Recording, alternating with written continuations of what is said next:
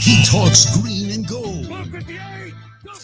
This is the Huddle with Bill Michaels. Good evening, and we are live. We are in Marshfield, Wisconsin. We are at NUTZ 2, and we've been here all day. And welcome in to the Bill Michaels Huddle. Thanks to hell of a crowd here tonight. Packed house, as a matter of fact. And for those that don't know, we got you. There's the camera, the shot of everybody walking through the place, and it's good to be here this evening. We got a lot of stuff to talk about. We got Mike Clemens up, and Mike and I have been texting all day. So after today, obviously, Brian Gutekunst goes to the podium and talks about the Rasul Douglas trade. You know my feelings on it if you were listening to the show today. I don't like this. I think that he was coincidentally the guy that was a little bit outspoken, and suddenly he finds himself in Buffalo. I know that Mike is going to have reaction coming out of the locker room and what guys had to say about it. It was interesting because coming off the field on Sunday, Jordan Love found and sought out Rasul Douglas, and they were talking about the team and whether or not they were far away, they weren't far away, the problems they were having, going over some of the things they were discussing, and both agreed that they feel that they were only a few plays away here or there, and that some of the concentration needs to be better, and some things need to, kind of be corrected. But overall, things could get better for this team, and they felt that they were a few players away or a few plays away. And it was odd because you had Jordan Love go to the podium after the game, and in front of everybody says Rasul Douglas and I said this. And then all of a sudden, today we find out that yesterday actually, we find out Rasul Douglas has been traded to the Buffalo Bills. And for Rasul Douglas, it's great. He's going to be playing at Paycor Stadium come up on Sunday night. He's going to the Buffalo Bills, where they're going to be playing Cincinnati, and what's promising to be somewhat of an emotional game, because if you remember last year, Buffalo goes into Cincinnati, and that's when DeMar Hamlin went down with cardiac arrest on the field, and that game was subsequently canceled. So that's the return for Buffalo to go to Cincinnati, and Rasul Douglas is going to be a part of it. So on one hand, it's, kudos to him, and he's going to be playing for a team that's vying for a playoff spot.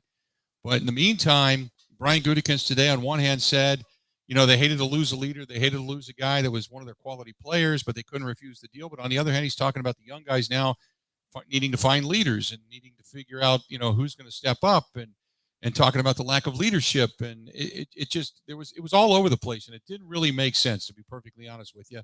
And my feelings, I thought it was a giant steaming pant load, but it is what it is. So the Packers now have to get back at it, and we'll find out from Mike coming up here in a little bit, and we'll talk with him as to what the mood is like in the locker room. Ebo producing the show tonight because Grant Bills is heading down to see Stevens Point take on the Badgers down at the Kohl Center tonight in basketball. Ebo, how you doing tonight? I'm doing great, Bill. Happy to join you again for another huddle. Very excited. So let me ask you this. I know Grant left you the numbers. Have you looked at the picks from overall in last week by any chance, by any stretch of the imagination? I got them right here in front of me, Bill. I got them right here. And I think, if I'm not mistaken, I kind of sucked last week. Correct me if I'm wrong. I wouldn't say suck. I would more say it's the NFL is a wild time. Like it's you're not sure. It's the Wild West out there. You're not far behind Grant though in the percentage. That's a kind way of saying that if I had my house bet on it, I'd be homeless and no pants. That's what that is. Hey, but at least you have no pants on. Who knows what will happen if you're homeless? Exactly. Hey, let me ask you. You got a chance to hear what Brian Gutekunst had to say, and after the trade has gone down and where this team is, and I got a chance to listen to a little bit of the morning show today for a brief period of time. Give me your thoughts on what's gone down in the last 24 hours. It's disappointing to see a vocal leader like Rasul Douglas go, but at least he gets an opportunity to be with, the Buffalo Bills. I would say, though, when you get a GM or a coach up there on the podium, it's kind of like a politician. Like when they talk, it's half truths, if that. So, I watch Brian Gutekunst do it. Like, I understand. But at the same time, what you said about youth, like want to see youth behind Rasul Douglas, there's not really youth there. It's maybe one guy. Right. To me, it's like you're just trying to bolster for the future. You don't want to say you're in a rebuild when you're in a rebuild.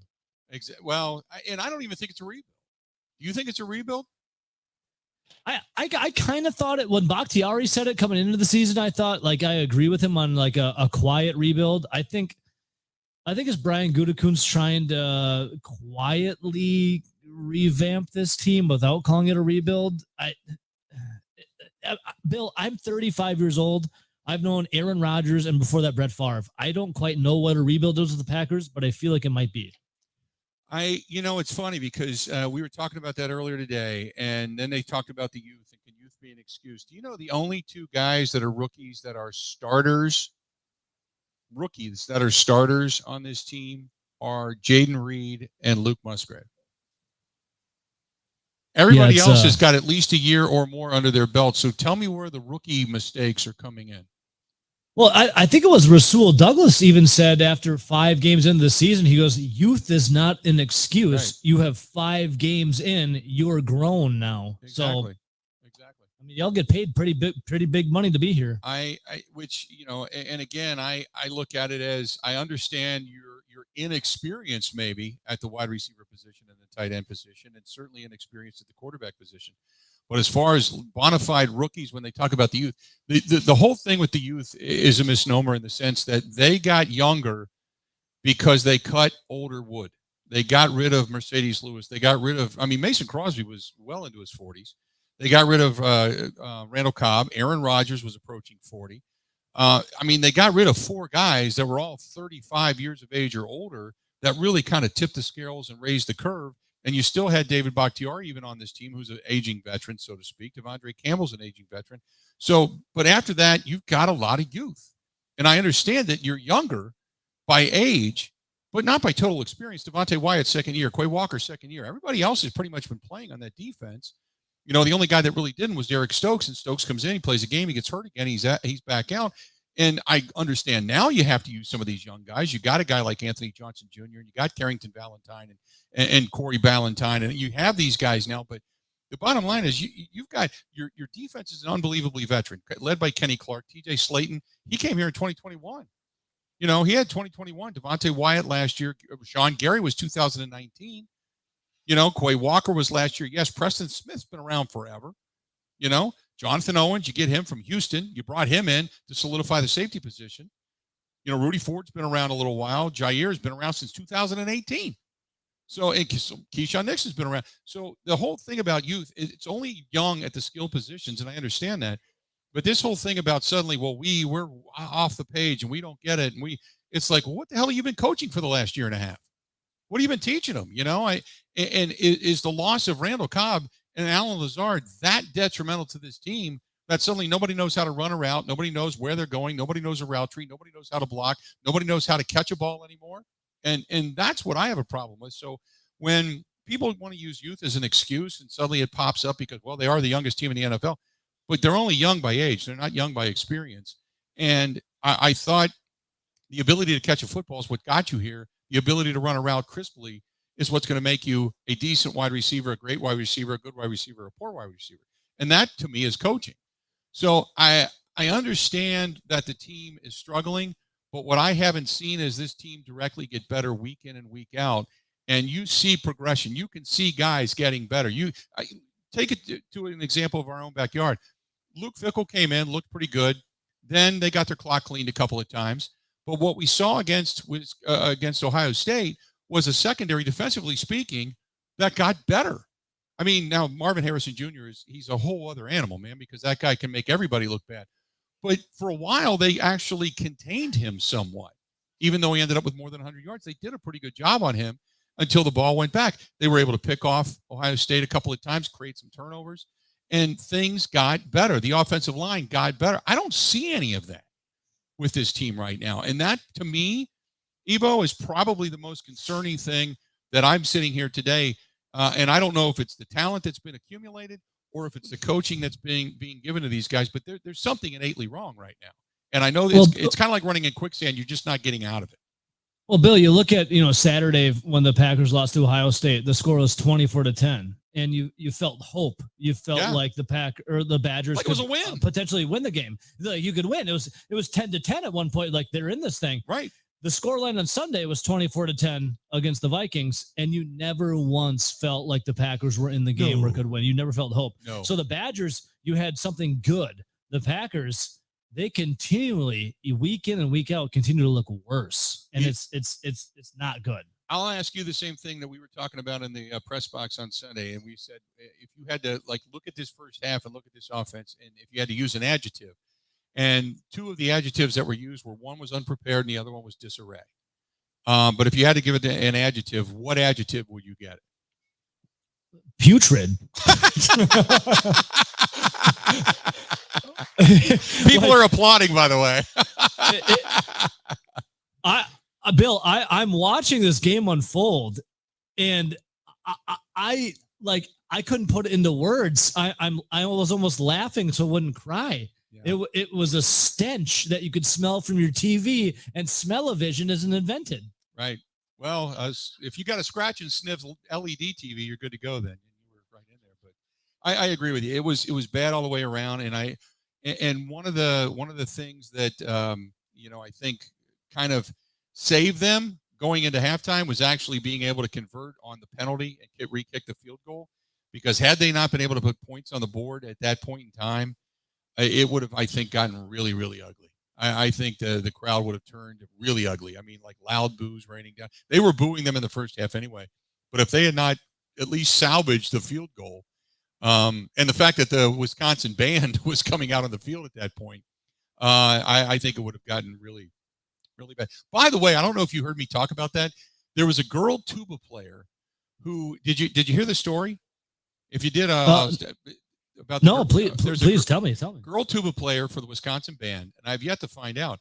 But the band did the halftime show, and anytime the Wisconsin band's there, it's just a different energy. You'll love it, So they do their halftime show, but midway through the show, the kickers, after about being inside the locker room after about 5 minutes, the kickers usually come back out and they start kicking. Well, there was nowhere to go on the field because the band was on the field, so they had to stand off to the side, and they're punting back and forth onto the sidelines. But just as the band starts to exit the field, and they exit to the north end zone, where they continually march and they continually play until all the band is off the field. So right away, Anders Carlson comes out and starts kicking, and he puts the ball down at about the 40, and he's going to kick or about the 30. He's going to kick a 40-yard field goal, and he boots one. And just as it splits the uprights, this girl tuba player turned around, and it hit her square in the face.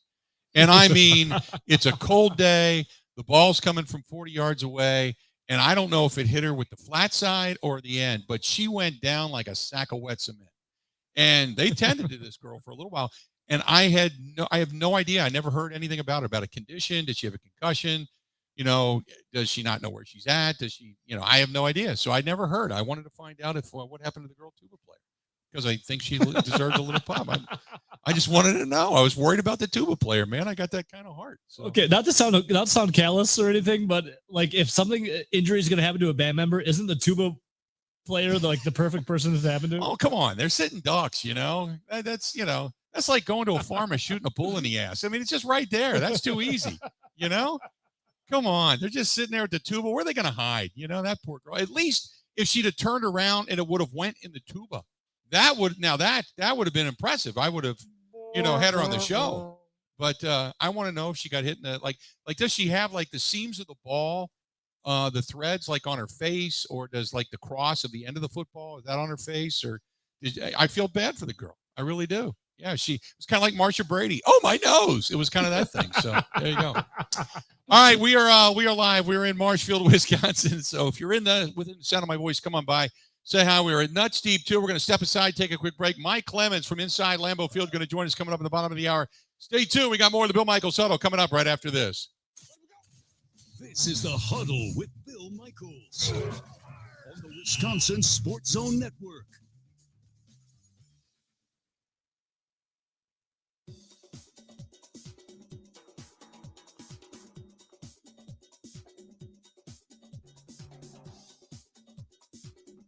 Bill Michaels will resume in 3 minutes.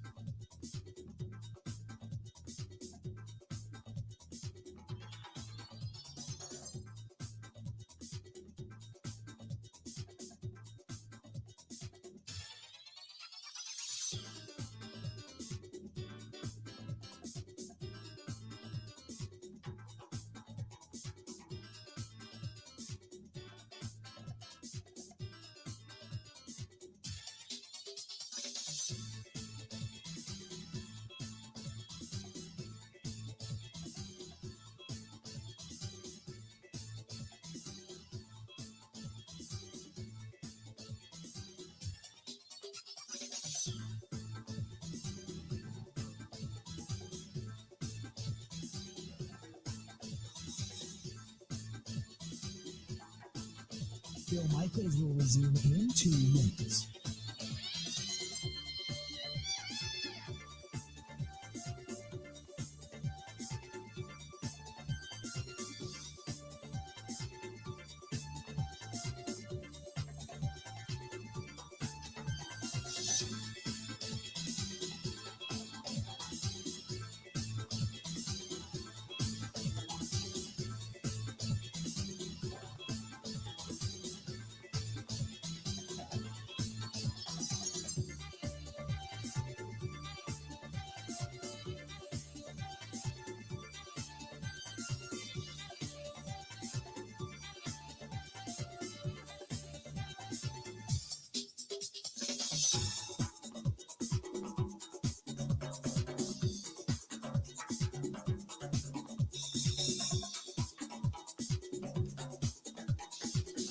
Bill Michaels will resume in 1 minute.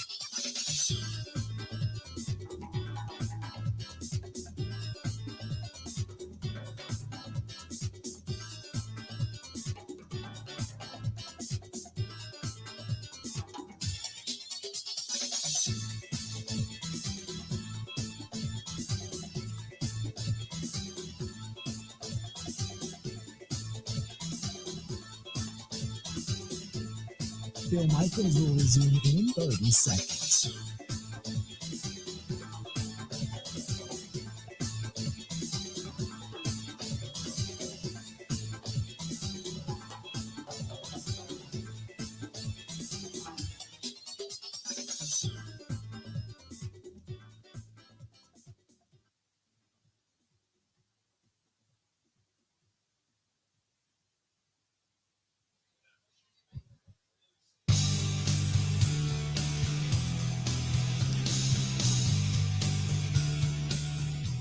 Welcome back. Good to have you. It is the Bill Michaels Huddle. We are live. We're at NUTZ Deep 2. And I want to remind you, if you were in the area, coming up on November 18th, 8 o'clock, what is it? Is it Dirk or Derek? Derek Jones Band. And I want to make sure I get this right. Does anybody know? They're playing here at NUTZ Deep 2 on November 18th. Nobody knows? Is it Derek or Dirk? Everybody is stunned that they're actually playing here, I think, is what it is. They're just like, I can't believe he's coming here. Holy crap. But they're going to be here coming up on November 18th. And they say also here you can help revitalize the Stroman Park and make a donation to restore the park to its original beauty. You can do that right here at NUTZ Deep 2 as well. Good to have you on board tonight. We got Mike Clemens coming up here in about 15 minutes. Stay tuned for that. I got Mark listening to us in Dallas, Texas, and wants to know what would it take for Mark Murphy to fire the staff. You mean in general, or if you mean now? Now they're not going to. That's not going to happen. They're going to try to dig their way out of this. They're going to try to evaluate the end of the season and then kind of go from there. And I said all along, the only way that all of this happens when it comes to any kind of a dismissal is if they just feel that they've lost the team or they don't have the ability to get through to the team. It's not going to be a knee-jerk reaction. It's, obviously what's going on out in LA or in Las Vegas with the Raiders, that's a whole different scenario. That's a team that wasn't going to go anywhere. They had expectations. It's been a dismal failure. Josh McDaniels has been nothing in his head coaching career. He's a much, much better offensive coordinator than he is a head coach. And they are feeling the frustration of their outward spoken star. That's Davante Adams, who has made his point that he wants out. And because of that, they don't want to get rid of him. So what they would like to do is try to restore something to this. And what they're going to do is then dump Josh McDaniels, move on with the linebackers coach, and see if they can't get the ball to Davante a little bit more, maybe right the ship while they still have an opportunity. But this is not that. This is a situation where you've had success with a head coach. You've had success with this staff. And they'll try to ride this out at least till the end of the year. I'll tell you this, and Eric Eager, who we had on our show from Pro Football Focus earlier this week, kind of had a really good point. And the point was basically this, that the worst possible position for the Green Bay Packers to be in at the end of this season is to not know, is to look at things and say, what do you think of Jordan Love? And still say, I don't know. To look at the defense and still say, I don't know. You want to know what you've got in Devontae Wyatt and Quay Walker. You want to know, hey, you keep Preston Smith? Are you going to move on? Is Lucas Van Ness ready? Has he progressed enough? because certainly you've got Rashawn Gary coming back. What about your secondary? Because now that's somewhat in question as well. You lose Rasul Douglas. Obviously, things aren't great at the safety position. You picked up a couple of free agents in the offseason. Nobody's really stuck, and it hasn't been that great, but it's been serviceable. It hasn't been all the defense's fault. So you don't know. And if you don't know, that's the worst place to be, because you could throw a dart at a dartboard at this point and say, this is where we need to upgrade this team, whether it's at left tackle, whether it's a quarterback, find a veteran wide receiver. Do you need to find, what are you going to do with Aaron Jones? I mean, Aaron Jones took a pay cut to stay here. Would you have taken a pay cut to stay here and play for this mess right now and not even be able to, one, get the football, and two, not even be able to put it in the end zone because of all the penalties, all the mistakes, all the ineptitude right now offensively? So there's so much there to unpack, and you don't want to go into the the offseason not knowing. So they're going to let this kind of ride it out and before they make any kind of changes. But I would assume there's going to be changes at the end of the year. But I thought it was interesting in Gutekunst's press conference today when he talked about how he wasn't going to talk about that. Well, what happens if you got to go find a quarterback? He would refuse to even entertain the thought, because he kept saying, well, it's going to get better. It's going to get better. And my question in my head as I'm sitting there listening to this is, what makes you think that? What makes you believe it's going to get better? Now, maybe he's right. Maybe they are a few plays away, and suddenly the mental mistakes and some of the holding penalties and things that they have had, maybe those go away and they do get a couple more plays and things get better. But, if you start, reading all the reviews, and if you start watching a lot of these podcasts of all these former players that say they figured it out, Jordan Love is a smart guy. Jordan Love can handle himself in the huddle. He's got all the swagger. He's got all the confidence. He can make the short throw. He can play fake. He can run. But the book is out, man. Over the middle, 20 yards or more, can't do it. Can't hit them, so we're going to come after you. Go ahead and throw over the top. Until you start hitting it over the top, we're going to let you do whatever you want to do, but we're going to keep everything in front of us, and we're not going to allow you to just punch the ball down the field. And it isn't until defenses start to play vanilla because of the hurry-up that they then begin to move the football, and you don't have to think about it anymore. You just go do it.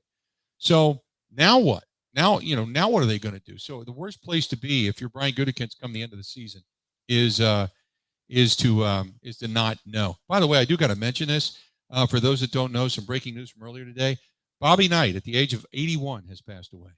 The longtime volatile Indiana basketball coach, has passed away at the age of 81. I just saw a picture of him at one of the reunions not that long ago, and I was thinking to myself, man, didn't look good, looked very aged, and I thought, boy, it looks like he's in a little bit of trouble. But sure enough, today, Bobby Knight, the former Indiana Hoosiers basketball coach and Texas Tech Red Raider coach, has passed away at the age of 81. So I wanted to make sure we got that out. We didn't at least miss that.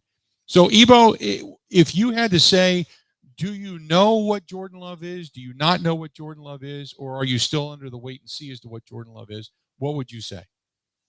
I think I'm still under the wait and see approach, but right now I lean more towards I know what he is, and it's not what you want to see moving forward. But at the same time, what do you think about Matt LaFleur and his offensive conservative play calling? There's no weapons around him. So you look at Aaron Rodgers when he had, actual weapons. Brett Favre had actual weapons. Jordan Love right now has guys you don't know if they're actual weapons or not. Right. So I'm more of a wait and see approach, but at the same time, what I do see, I'm not a fan of, but the line stinks and the team is so young. So it's hard to tell. Yeah, and that's, like I said, a terrible position to be in, because I know Brian Gutekunst had said earlier today that these next 10 games are very important, and I agree with that. Remember Mark Murphy's comments at the beginning of the season that said, when they said, how many games will you know? And he said, 7, 8 games, we'll have a really good idea. Well, here we are, here we are, and it's the same thing every week. So if it continues, let's just say it continues on this path, and they're still making mistakes, still not running correct routes, still not catching the football. And when he does make a good play, they're not executing. And when he doesn't make a good play, it comes up short. Can you then look at this and say, this is just what it is? Or do you have to say, I still don't know what I have? Because, let's face it, this was basically a 1-year prove-it deal. And now they've got to make some decisions about contracts. They still have him for another year, but you still got to figure out what you're going to do. And, everybody's craving Sean Clifford at this point. I don't think that's going to happen either unless Jordan Love goes down with an injury. But then what do you do? If Sean Clifford is put in the game and Jordan Love is healthy, that's Matt LaFleur and Brian Gutekunst saying, Right. "Fire me, Yeah. fire me, please." Right. Like that. Like they tied their wagon to Jordan Love. Right. So Right. it's so hard with Jordan Love because their most seasoned guys are on the second year. Yep. And Aaron Jones, the running back, I mean, he's hurt, and Matt LaFleur doesn't even use him. If anything, it's an indictment on Matt LaFleur not being able to get like playmakers like the ball from Jordan Love and him not knowing what to do. Like Matt, the more this goes on, the more I look at Matt LaFleur and saying you were a rider off of Aaron Rodgers' coattails. That's because exactly it.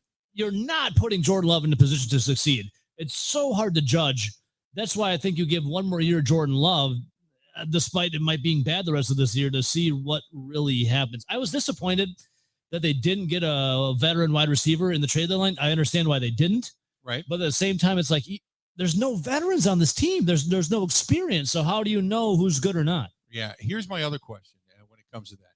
If, say, it plays out like this, and I'm only throwing a hypothesis out there, and I know we got to go to break because we got Mike coming on, but say it plays out like this the rest of the season, would you draft, and you end up with, say, the third or fourth pick, would you draft a quarterback with the third or fourth pick? Or if Drake May is there?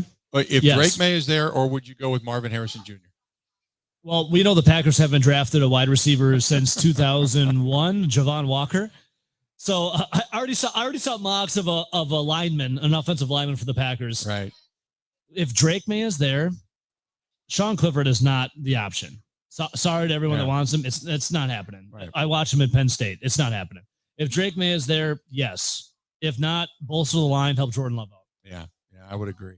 Let's do this. We're going to step away. Mike Clemens up in Green Bay is going to join us when we come back. This portion of the program, as always, got to say thanks to our friends at Quick Trip, which Quick Trip all over the state of Wisconsin, and God love them. Every time I travel, I can't say enough good things about them. Every time I stop in, whether it's just picking up a snack, getting gas, restrooms, whatever, Quick Trip is just a godsend. And everybody that has ever used them, they absolutely positively know it. Thanks to our friends at Quick Trip. Big sponsor of the Bill Michaels Huddle. We are live. We're in Marshfield, Wisconsin. We're at NUTZ Deep 2. We're going to go ahead and take a quick break. We're going to come back. Mike Clemens live in Green Bay. Coming up next on the Bill Michaels Sports Talk Network. This is the Huddle with Bill Michaels on the Wisconsin Sports Zone Network.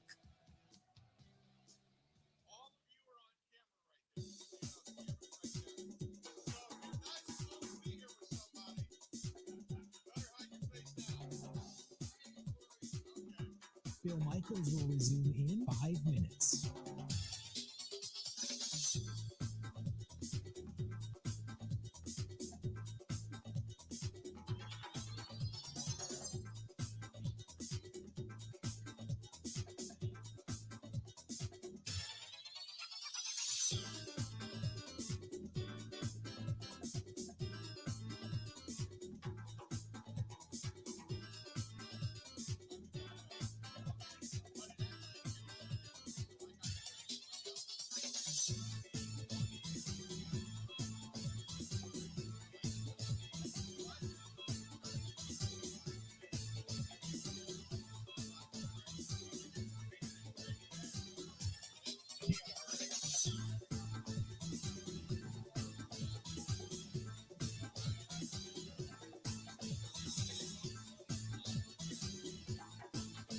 Bill Michaels will resume in 4 minutes.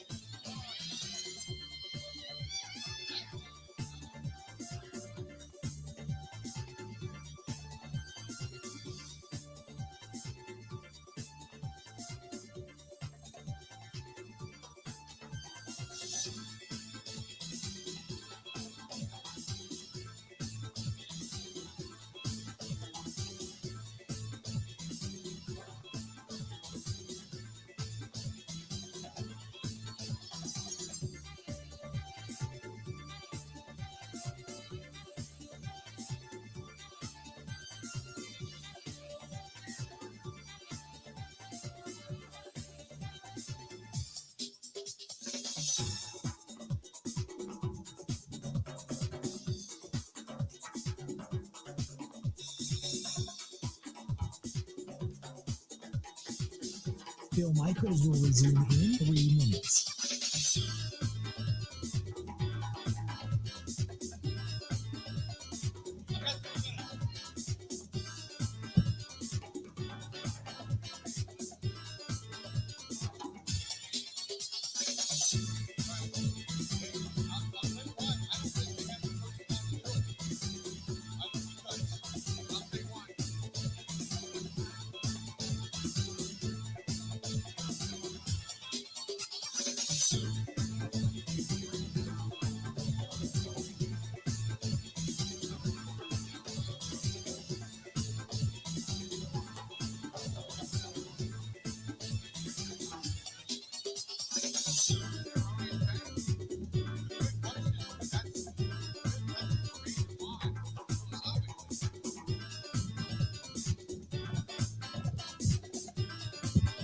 Bill Michaels will resume in 2 minutes.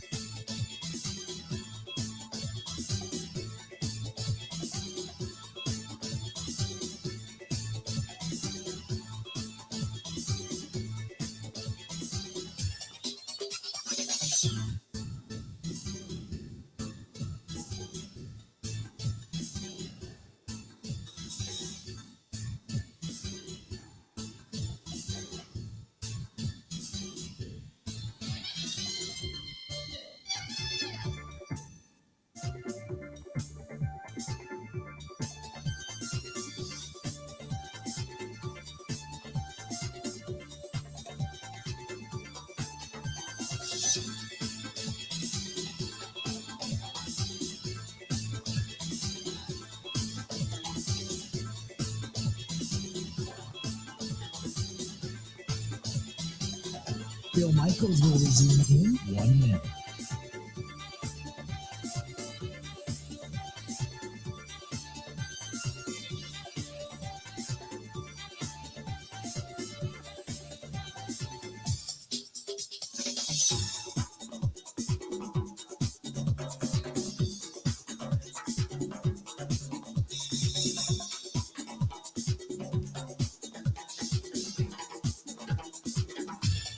Bill Michaels will resume in 30 seconds.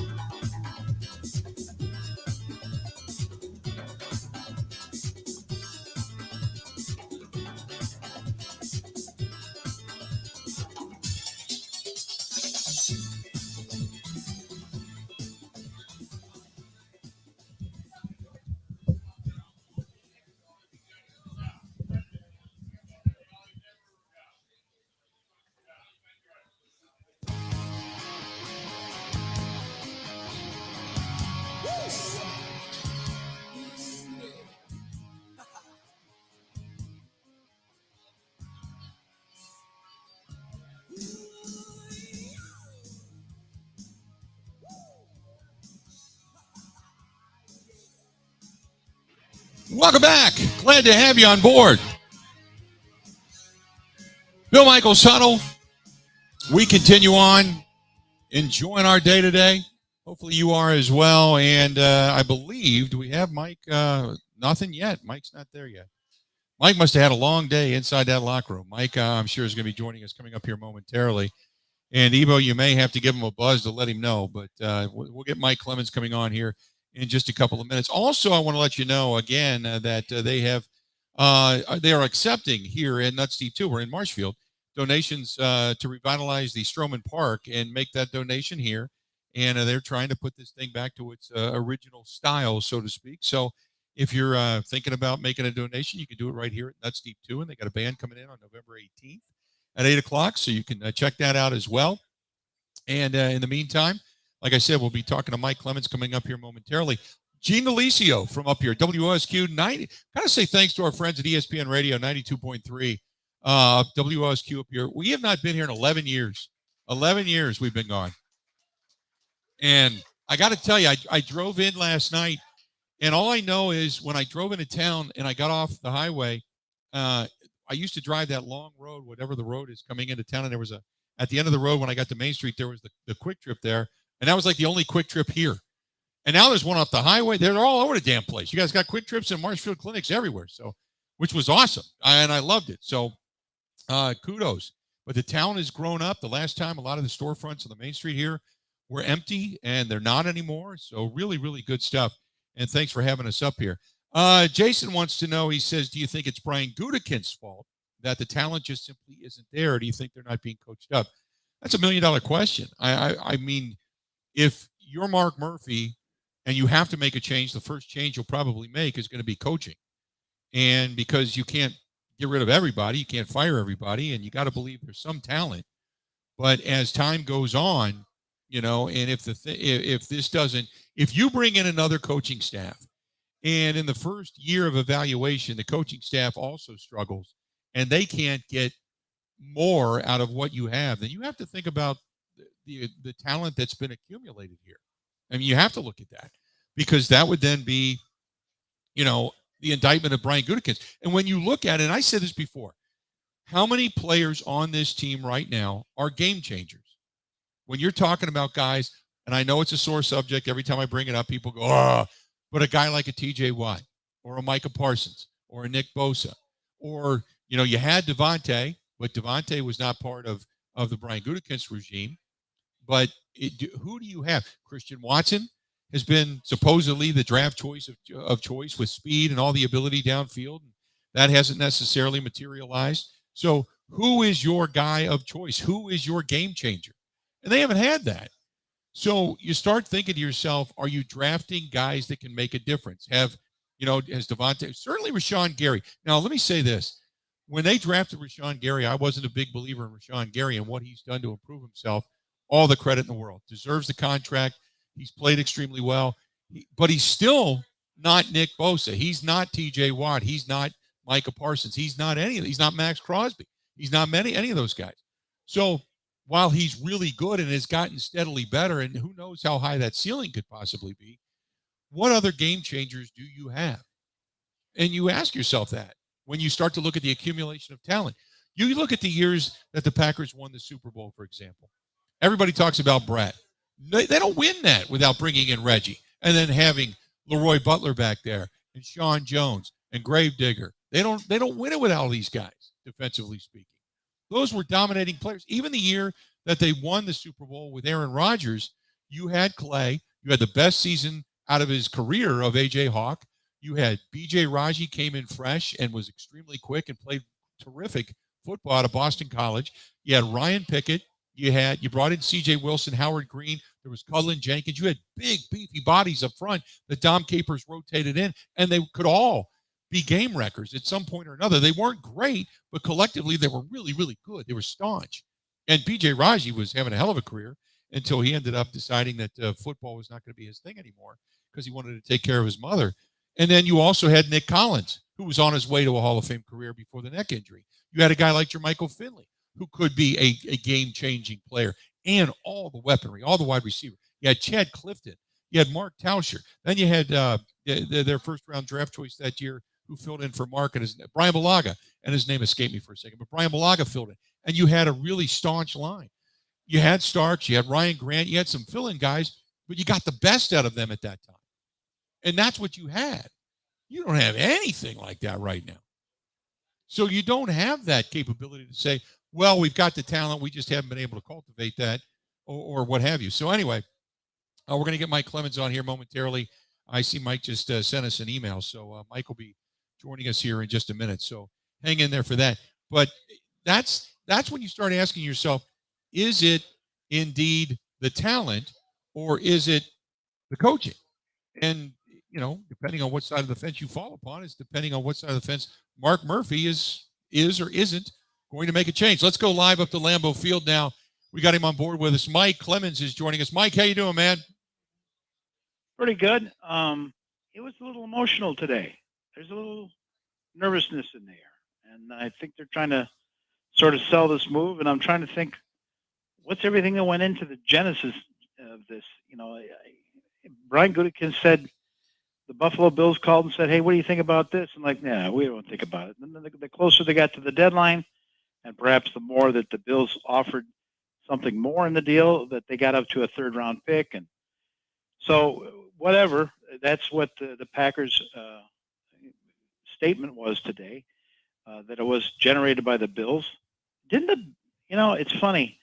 So here's Rasul Douglas now going to the Buffalo Bills secondary. Maybe they make him a safety, but there was one time where Ted Thompson made a cut just a little too deep because he thought he had a player that was getting a little slow. So let's move on while we still can. We got some guys we can pick up in the draft, and his name was Micah Hyde, and I think he's still there. Yeah. Yeah. Right? Isn't that ironic that Rasul Douglas is going to join that same team where another guy where they probably cut or moved on just a little too soon, Right. who's done just fine for them, even got a pick against the Packers the last time that the Packers played. So Brian Gutekunst came in today and said, listen, Rasul's done a great job for us. We picked him up off of the practice squad from the Cardinals, and he's just outperformed. He's led our team in interceptions the last couple of years with 10. But we just saw this as an opportunity. And so I also was, he was going on and on about this third round pick. And I wanted to know what he meant by just what value that he was getting out of that. So the question to Gutekunst was, you talk about the cohesion of this locker room and this locker room sticking together through this 4-game losing streak and so many young players in there. Doesn't this sort of put a knife wound into that concept of keeping this locker room together? No matter what adversity you have, I think it's really important to keep the locker room tight. And I think that's very, very important. And to understand that this is not an easy league, and that the only way you get out of situations is to keep working and keep coming together. So I think that's important. And I think also to kind of maintain the expectations of what they are around here. I think that's really important. Again, the excuses of being young and all that, it's easy to fall back on those things, but I don't think we have any time for that. Could you explain the value you see in that third round pick now with your current situation?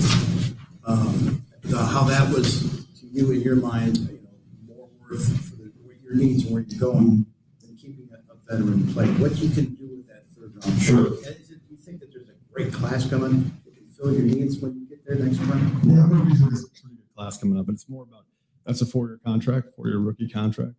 It also frees up significant amount of resources from the cap for next year as well. So I think it's everything that's involved in that. And then just kind of looking at our team right now and some of the young guys that need to play and making sure we know what we know there as well. So there's a lot of factors that go into that. Again, we're trying to beat the Rams. That's the number one focus right now this week. But from my aspect of it, there's always a little bit of one eye on the future as well. Thank you guys. All right, thanks, guys. Mike, you asked about the third round pick and what the value is. He said we're trying to get leaders, and then he talked about the salary cap, and then he talked the focus is on beating the Rams, but yet he's got an eye on the future. That was an answer that just, if it was a shotgun, it would have hit the target in every facet because it just blasted everywhere. Well, what he's saying is you've got Rasul Douglas essentially playing in his prime. Maybe he's 1 year past that, but at 28 years old. And, if you're trying to really evaluate Jordan Love, you got to get him the ball. I mean, you need Right. veterans, to help him out on the offense just as much as you do on the defense. You forget about, the chasing a Lombardi trophy in 2023.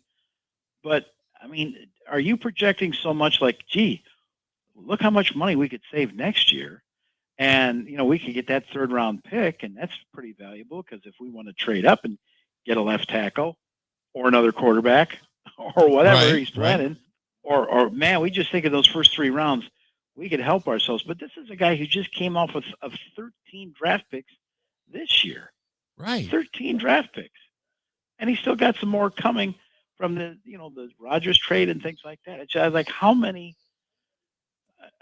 I don't know a team that has spent that much on the draft and got to the Super Bowl anytime soon. When Ted Thompson came in 2005 and I mean he just started cutting left and right.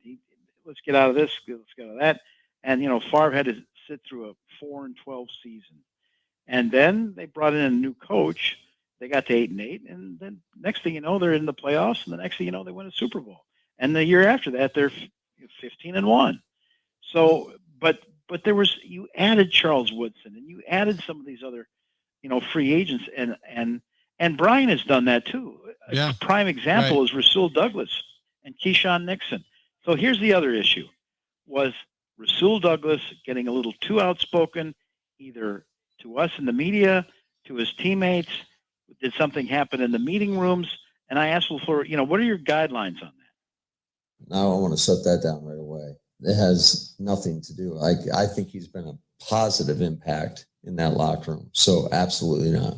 I don't sit there and micromanage what people say. And certainly we have a message that I give to the team every day, every time we talk to them, and about the things that we need to do a better job with, or just all that stuff. But, these guys they're going to say what they need to say. But I think most of the guys are all about the right stuff in that locker room. Rasul is certainly one of those guys. He was one of those guys. He was outspoken, but he was like you said, Mike, he was a guy that wanted to win. He was a guy that was passionate about it, but he also indicated there were some flaws. And, like he said, I don't micromanage, but that's not Matt LaFleur. We would say micromanage. I mean, you told the story today that, you've got people from within that organization sitting there filming what he's saying, but none of that made the website. It wasn't like they were reporting it. So where did all that go? What was that being used for? You know what I mean? Well, some of those things make me say, this just didn't happen with a phone call over the weekend. Right. There's some of these things that I think have been going on for a while now. And that gets to the next thing. Is this really a Gutekunst move? Evaluating talent, saying, boy, maybe Rasul's already on the downslide. Let's move on while we can. Or is Russ Ball running this place now? In terms of the finances, like, okay, right. We tried it your way. We went with the Aaron Rodgers all veteran deal. We brought in the Smith brothers. We brought in Adrian Amos and brought in Billy Turner. We spent a lot of money for that. We got close, but it didn't work out. So we've moved on from Aaron Rodgers as a quarterback and all this other kind of stuff. But now, if you want to get to where you want to get to and have the chance to pick younger players, like he just said, like Gutekunst just said there, I'd rather have a guy on a rookie contract than 28-year-old Rasul Douglas. Right. And I can still get it done. Mike, you got a minute? Can I go to break here? Because we're pressing again. We'll take a break. Let's do this. We'll take a quick break. We got Mike Clemens on the line with us up in Green Bay. We are broadcasting live in Marshfield at NUTZ Deep 2. We are glad to be here. Thanks so much for coming out. We got a whole lot more coming up. More of Mike Clemens in Green Bay coming up next. This is the Huddle with Bill Michaels on the Wisconsin Sports Zone Network.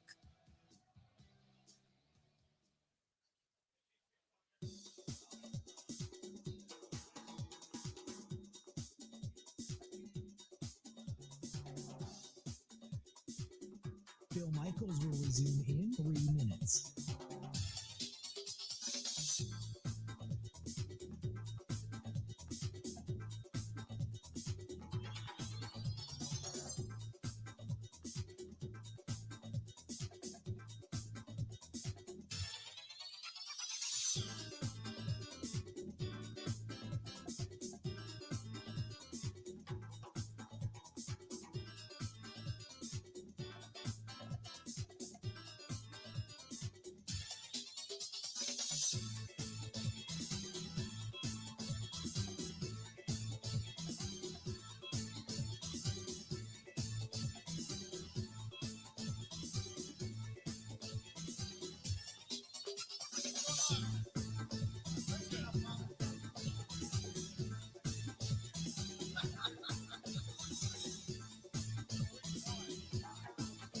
Bill Michaels will resume in 2 minutes.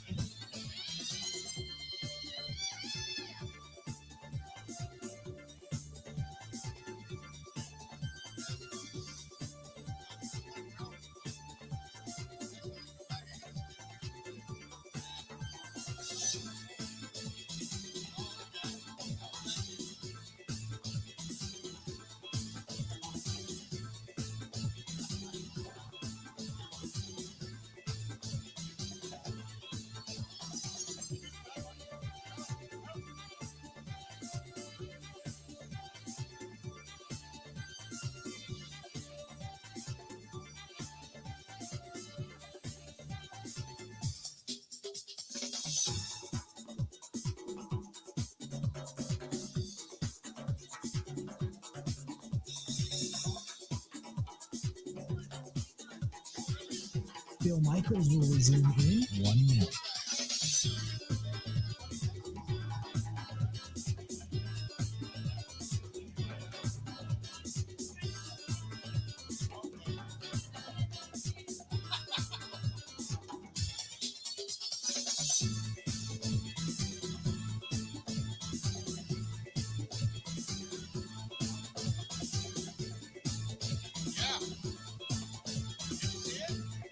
Bill Michaels will resume in 30 seconds.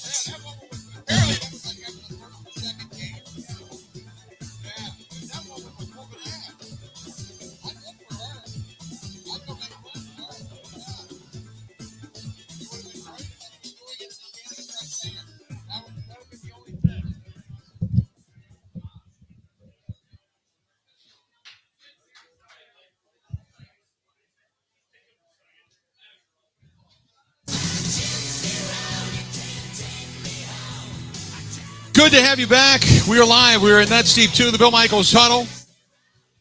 Talking to Mike Clemens, our guy on the ground up in Green Bay. Kind of a little bit of a surreal day for some of the guys in the locker room. Rasul Douglas traded away yesterday, one of the team leaders, one of the better defensive players that they had.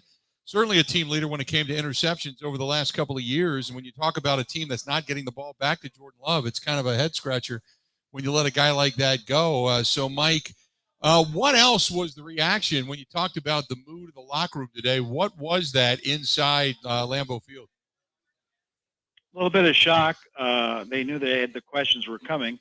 We asked one of the guys that would be one of the closest players to Rasul Douglas, the other corner, Jair Alexander. So this thing broke a little after 3 o'clock yesterday. How did you find out? I actually found out this morning, coming into work, so I made sure I text him right away. No, I didn't expect Rasul to be gone. You know, he's a vet. He's made a bunch of plays throughout his time here. You know, but that's just the NFL. Not just the NFL. This is where the business side of it starts to seep in, and guys get a realization that anybody's expendable, Mike. And I gotta think that I'm not gonna say it's like a bomb went off, because it's not like you just lost Aaron Rodgers for the season or something, but it's got to be surreal when one of your leaders is no longer there, and now you're looking around the room going, who do we got left in the secondary that's going to help this team? The other thing, Bill, is the upstairs, the front office just defined what the rest of this season is going to be about. Yeah, I mean, you just blew out your healthy starting corner veteran for a future draft pick, a third-round pick for next spring. Like, what? Right. What? And so we asked Jair. We've talked about that Rasul had gotten a little more outspoken, a little more demonstrative during the games if guys made mistakes. What was Rasul like as a teammate? You know, he was a locker room guy for sure. Like, bring good energy, always, talkative and, supporting the younger guys. Like, he's just, he leads in that way. And I know his presence is missed, So, Mike, I know as a fan, people get emotional. Hell, I get emotional. And now you got to move forward. And this whole thing about, we're concentrating on beating LA. And now my next question becomes, what can they possibly do to make this offense do anything in the first half of a ball game? I don't know. I don't know. Right? I just got done talking to Luke Butkus, the offensive line coach, whose squad, had a poor performance against a pretty good, surprisingly good Vikings defensive line. We talked a lot about, trying to correct the penalties that were just absolute killers for them. We talked to John Dunn, the tight end coach, about how Musgrave is coming along, and he was selling them hard, number 88, just wait for this kid. Give him some time. He's learning so much, So, it's a head scratcher, and it starts with the players in that locker room, like right now, like, what are we doing? What is going on? Can I tell you one other quick story tonight? Do it. Yeah. I heard you talk about that Bobby Knight has passed away at the age of 83, the famous Indiana coach. Badgers taking on in Indiana football this weekend. So we're at the Mark Plaza Hotel in Milwaukee. I would say this is around 2006. And it was one of those Legends of Lombardi gatherings for fundraiser. And all the guys were there. Jerry Kramer, Paul Horning, Max McGee, all these guys available for interviews, signing autographs. And not only just the Lombardi guys, but, Lynn Dickey and Leroy and all those other guys were there. And then also the keynote speaker was Bobby Knight. And I heard him go around the corner and say, hey, wait a minute. Are you Chuck Mersine? Yes, I am. Chuck Mersine, the running back who they picked up in free agency in Lombardi's last year in 67, he made a couple of key catches in that final drive to get him down, set up for the Bart Starr quarterback sneak. And he said he pulled up a chair and sat next to Chuck, who was having some lunch there, and turned the chair backwards and said, I was just at Bill Parcells' house in Texas, and we watched the Ice Bowl 3 times because we were trying to figure out the essence of how you guys did that as competitors, as a beat-up, team, how you managed to come back and win that. And he practically interviewed Chuck Mersine on what it took for them to win that game in that final drive. That's the intense guy that Bobby Knight was, and I thought I couldn't believe that moment. Yeah, I went to his basketball camp when I was in 8th grade, and he was intense, but he was an educator. It's kind of like when I tell people about Bob Knight or Bobby Huggins, that as crazy as he is on the court, he was just the opposite behind closed doors. He was firm, but he was doing nothing but educating his guys, which is the reason they played so well for him. But it's a shame that Bobby Knight's career ended at Indiana the way it did, and how it all just kind of spiraled downward. But yeah, there's a lot of memories and a lot of ways those guys get to be great and get to because they just have an intensity and have an ability to study, and they can't get enough information. It's amazing, right? Yeah, it blew me away. Him and Bill Parcells in Parcells' basement watching the Ice Bowl, trying to figure out how those guys did it. Mike, great stuff as always. Stay safe in Green Bay, and we will talk to you again later this week, okay? Thank you, Bill. Appreciate it. All right, buddy. Talk to you soon. There you go. That is the great Mike Clemens. And it went fast. 1 hour down. We got another hour yet to go. The legend is going to join us right here live next. We are at NUTZ Deep 2. We are in Marshfield. We got more right after this.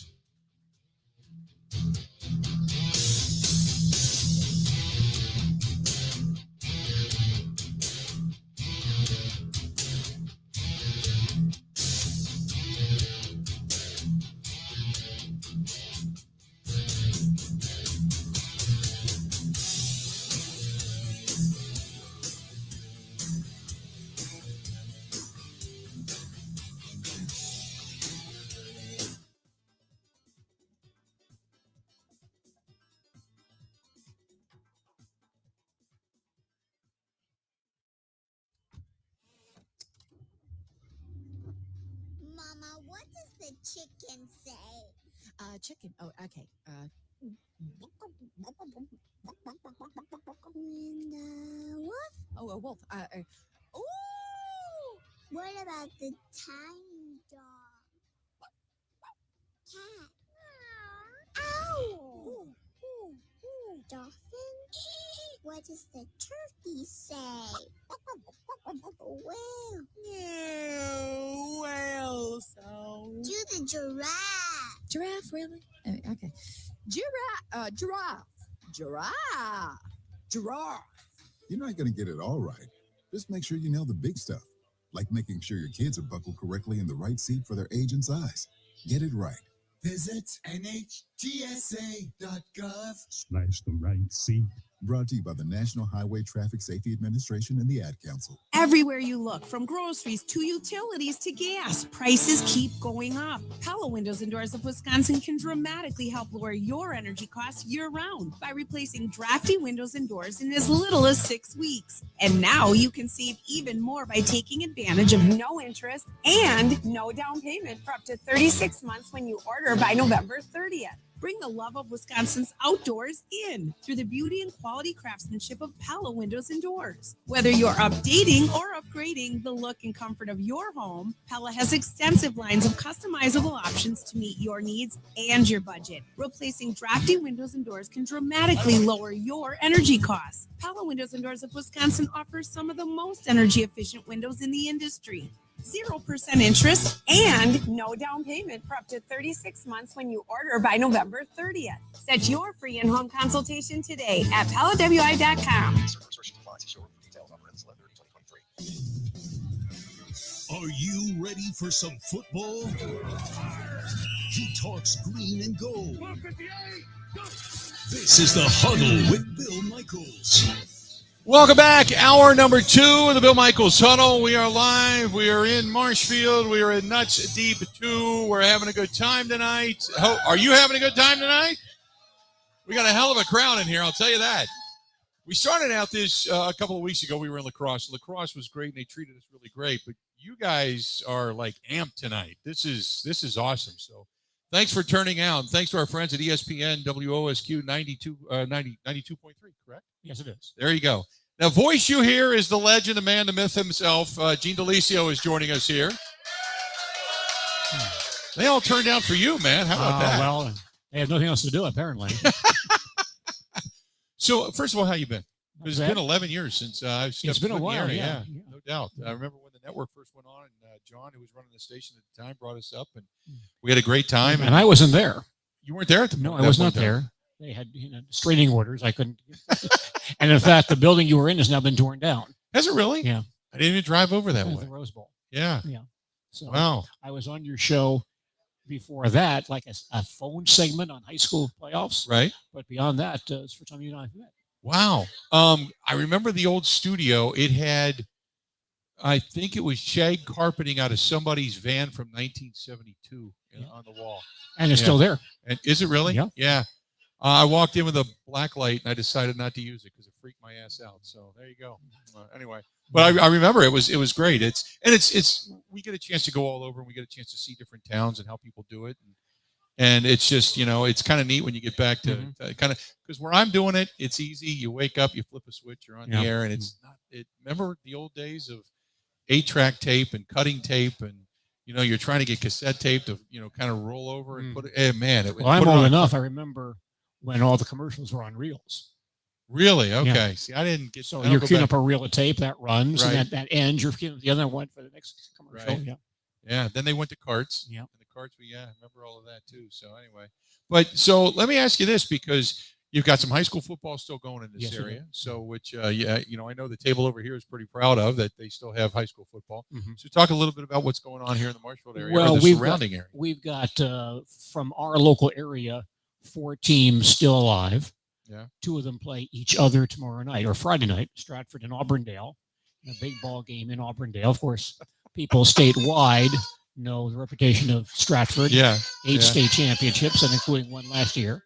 But Auburndale has played well this year. They've always been kind of on the cusp and not quite gotten there. Yeah. And then a real great moment really for Auburndale this year, because they were really affected badly by COVID.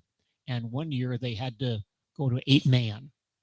And Jay Anderson, Tim Anderson's son, who's the football coach at Auburndale, worked hard to get guys out. And here they are in the state quarterfinals at home on Friday night against Stratford. So when we go around the state, I mean, like where I'm at in Milwaukee, high school sports in certain areas are big, high school sports in certain areas are not. When we go into the towns, they're big. Mm-hmm. It's Friday night lights are real. It's Yeah. very real. It may not have 10,000 in the stands, but it's very real.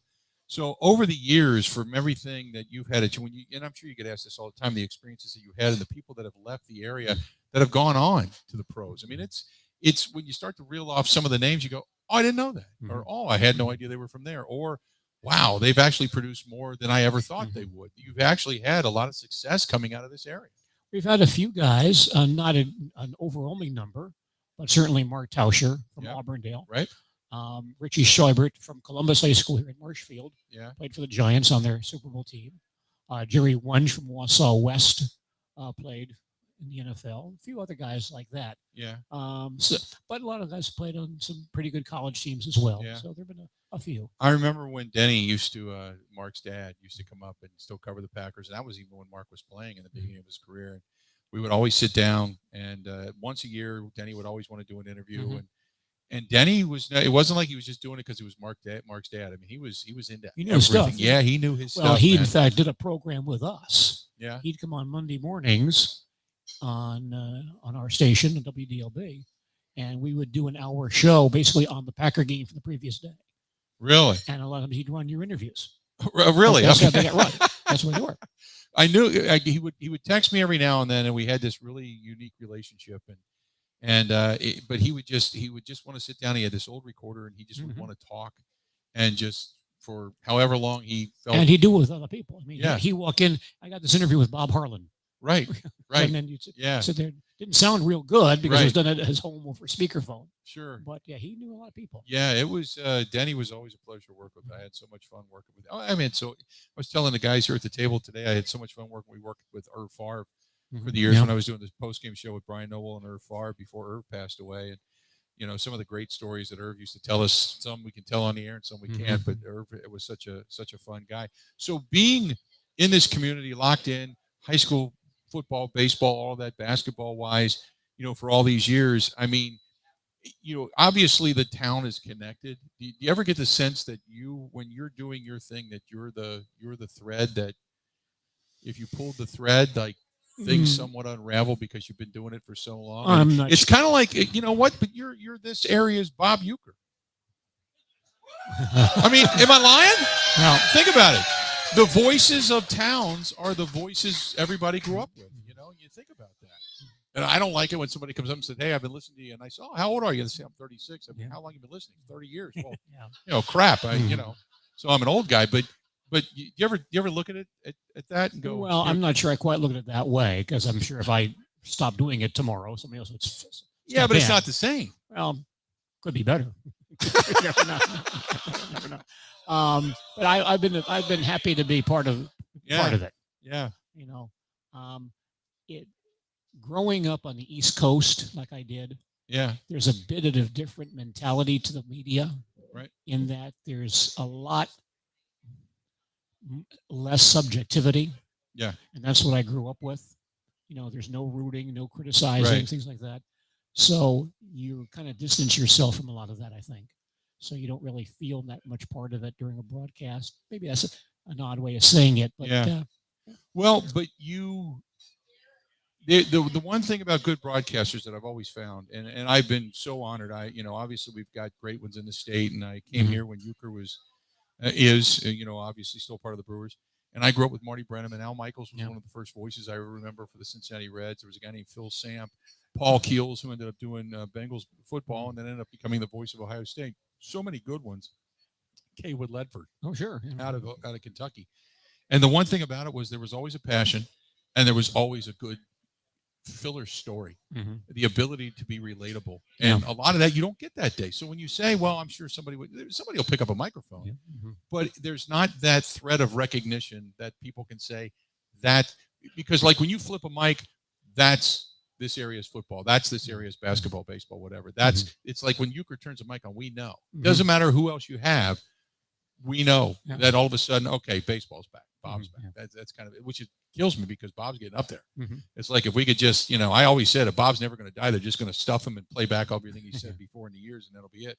So, but I do want to ask you a little bit, because obviously we're talking some Packers here tonight, but just the overall, the motion of the community, because this is still very much, even though there's some Vikings fans that have leaked in from outside, from I don't know how they got across the border, I don't know. But so when you talk about what's going on in Green Bay, because Packers reign supreme pretty much everywhere. When you talk about Green Bay, what is the sense that you get? Well, I think there's a lot of frustration. People don't see the team performing the way they expect them to be. What I think about is we got a guy in the back named Mike Warren who's sitting back there, our former news guy who's now editing the local newspaper. And Mike earlier this spring interviewed John Schneider, the Toronto Blue Jays manager, about Dalton Varsha coming to Toronto. And Dalton has not, didn't have a great season in Toronto. But as John Schneider said to Mike, we didn't get this guy to play for 6 weeks. We're going to play for 3, 4, 5, 6, 10 years. And that's what I try to tell people about the Packers. You've got a young quarterback. You've got a beat-up running back. You've got young receivers, a young tight end, a beat-up offensive line. It's hard to see them play that way, but there are circumstances that are causing that to happen. And you got to look through that and look at the big picture and the future and see what's coming up. And I think the future does look pretty good. I would agree that there's some talent here. I don't know what depth. And I don't know if you heard, we were talking to a guy from Pro Football Focus named Eric Eager. And I love Eric because the one thing that he said was, at the end of this season, if you say to yourself, what about Jordan Love? And you say, I don't know, That's the worst place you could possibly be. And you may not know because of the receivers. You may not know because of the injuries. You may not know because of the line, or you may not know because of him. But you don't know. And in a year that is so important for evaluation, for what direction this team is going to go, you got to figure something out. And I think that's where people's frustration come, because right now you're not seeing the improvement. If you could say, 2 weeks ago they didn't score, but 2 weeks after that they put up 14 in the first half, and then they put up another 14 in the second half, whatever. If they were able to see progression, I think people would go, oh, okay, I get it. But you're just not. And that's where you're running in quicksand. You know what I mean? Yeah, I understand what you're saying. And I'm sure that Tom Clemens and Matt LaFleur are having the same conversation. Right. It's what do they see? Right. You and I, or people in the street, we don't see that much progress, but those guys may. And that's ultimately, I think, who you have to trust in their judgment. So what game you got coming up this weekend again? I have Stratford Auburndale. Okay. And Larry Hazer, who's our sports director in Neilsville, will do Edgar and Boyceville. Okay. And over in Boyceville. So, and then we also have Thorpesville live in 8-man football. So Okay. 4 local teams. Wow. So you got a lot going on. Yeah, we do. The area's still hopping. Yeah. And this table over here is trying to kind of swing us in one way or another with, was it Stratford? Auburndale? Auburndale. Oh, I'm sorry. Okay. I don't want to get egged up here or something like that. Well, it's great having you. I certainly appreciate it. So do you get all over the state and cover certain things, or do you just kind of? To a certain extent, we broadcast a lot of Marshfield high school games. Yeah. And Marshfield is a big school in a rural area. Right. Which means they do a lot of traveling. It's not like being in Madison where you go 10 miles to the next Division I school. Right. So if you want, our nearest Division I non-conference school is 78 miles away. Holy mackerel. So if you want to play a Division I schedule, you have to travel. So we get around somewhat. Yeah, you guys travel a little bit, no doubt. Well, maybe you get your own chopper one day. So you got to talk to the guys, the new owners over there at OSQ, and see if they can fly you around a little bit. It is great having you. I certainly appreciate you stopping by. It's absolutely, and it's great to catch up. And I love talking about the areas that we get a chance to go to, because that doesn't get nearly enough coverage. And now that we're on a network and we're statewide, everybody gets to know. We appreciate really your work. Cool. Absolutely. So there you go. Gene DeLisio, everybody, joining us for a couple of minutes. We're going to step out, take a quick break, come back. Evo and myself will take you to the bottom of the hour, and then we get into our NFL picks. Stay tuned. We got more of the Bill Michaels Huddle right after this. This is the Huddle with Bill Michaels on the Wisconsin Sports Zone Network.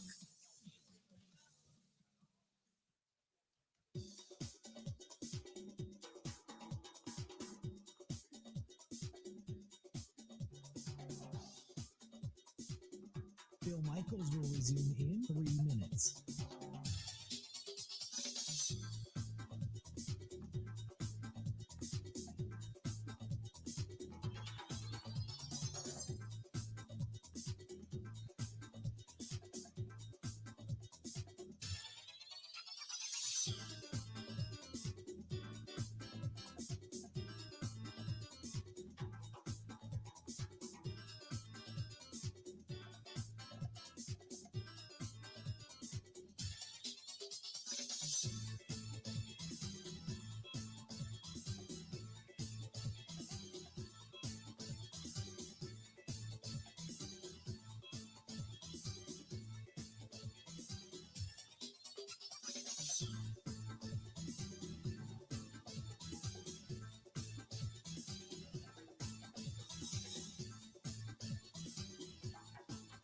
Bill Michaels will resume in 2 minutes.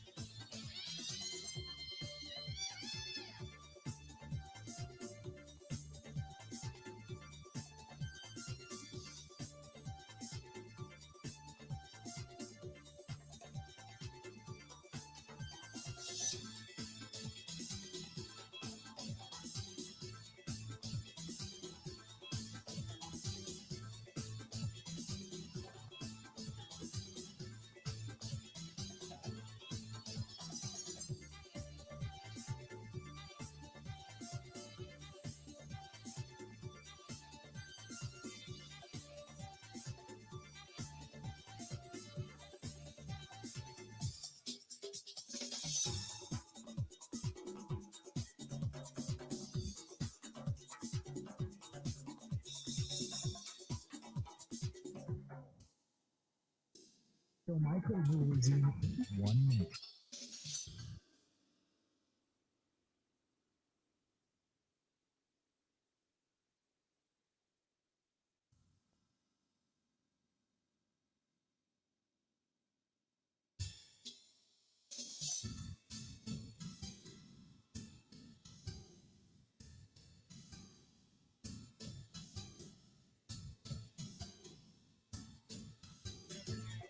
Bill Michaels will resume in 30 seconds.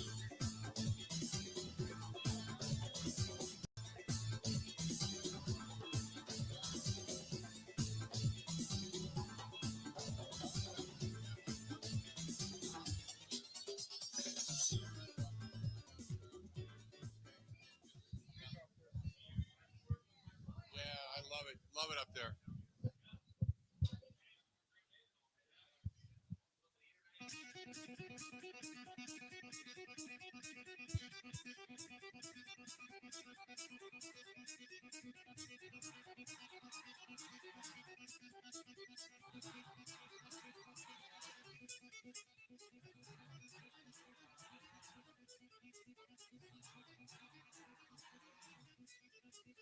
Welcome back. We are glad to have you. We're at NUTZ Deep 2. We were in Marshfield. Want to remind you, Derek Jones Band's going to be here November 18th, 8 o'clock. And also, if you are looking to help them revitalize Stroman Park, you can stop by NUTZ Deep 2. They are taking donations, and they want to revitalize the park to its original beauty. So, and it means a lot. It means a lot to them here. So if you get an opportunity, you want to swing by, and whether it's a couple bucks or $20 or $100 or whatever, they would take that, and they're going to put it into the park. So revitalizing things here around the Marshfield area. Coming up at the bottom of the hour, we're going to get into the NFL. We're going to take a look around the rest of the NFL. Some big games coming up this weekend, including the game that kicks off. There's one tomorrow night, obviously, and then they've got an early game again on Sunday, as you've got a really good one in Germany. In Germany, Miami and Kansas City.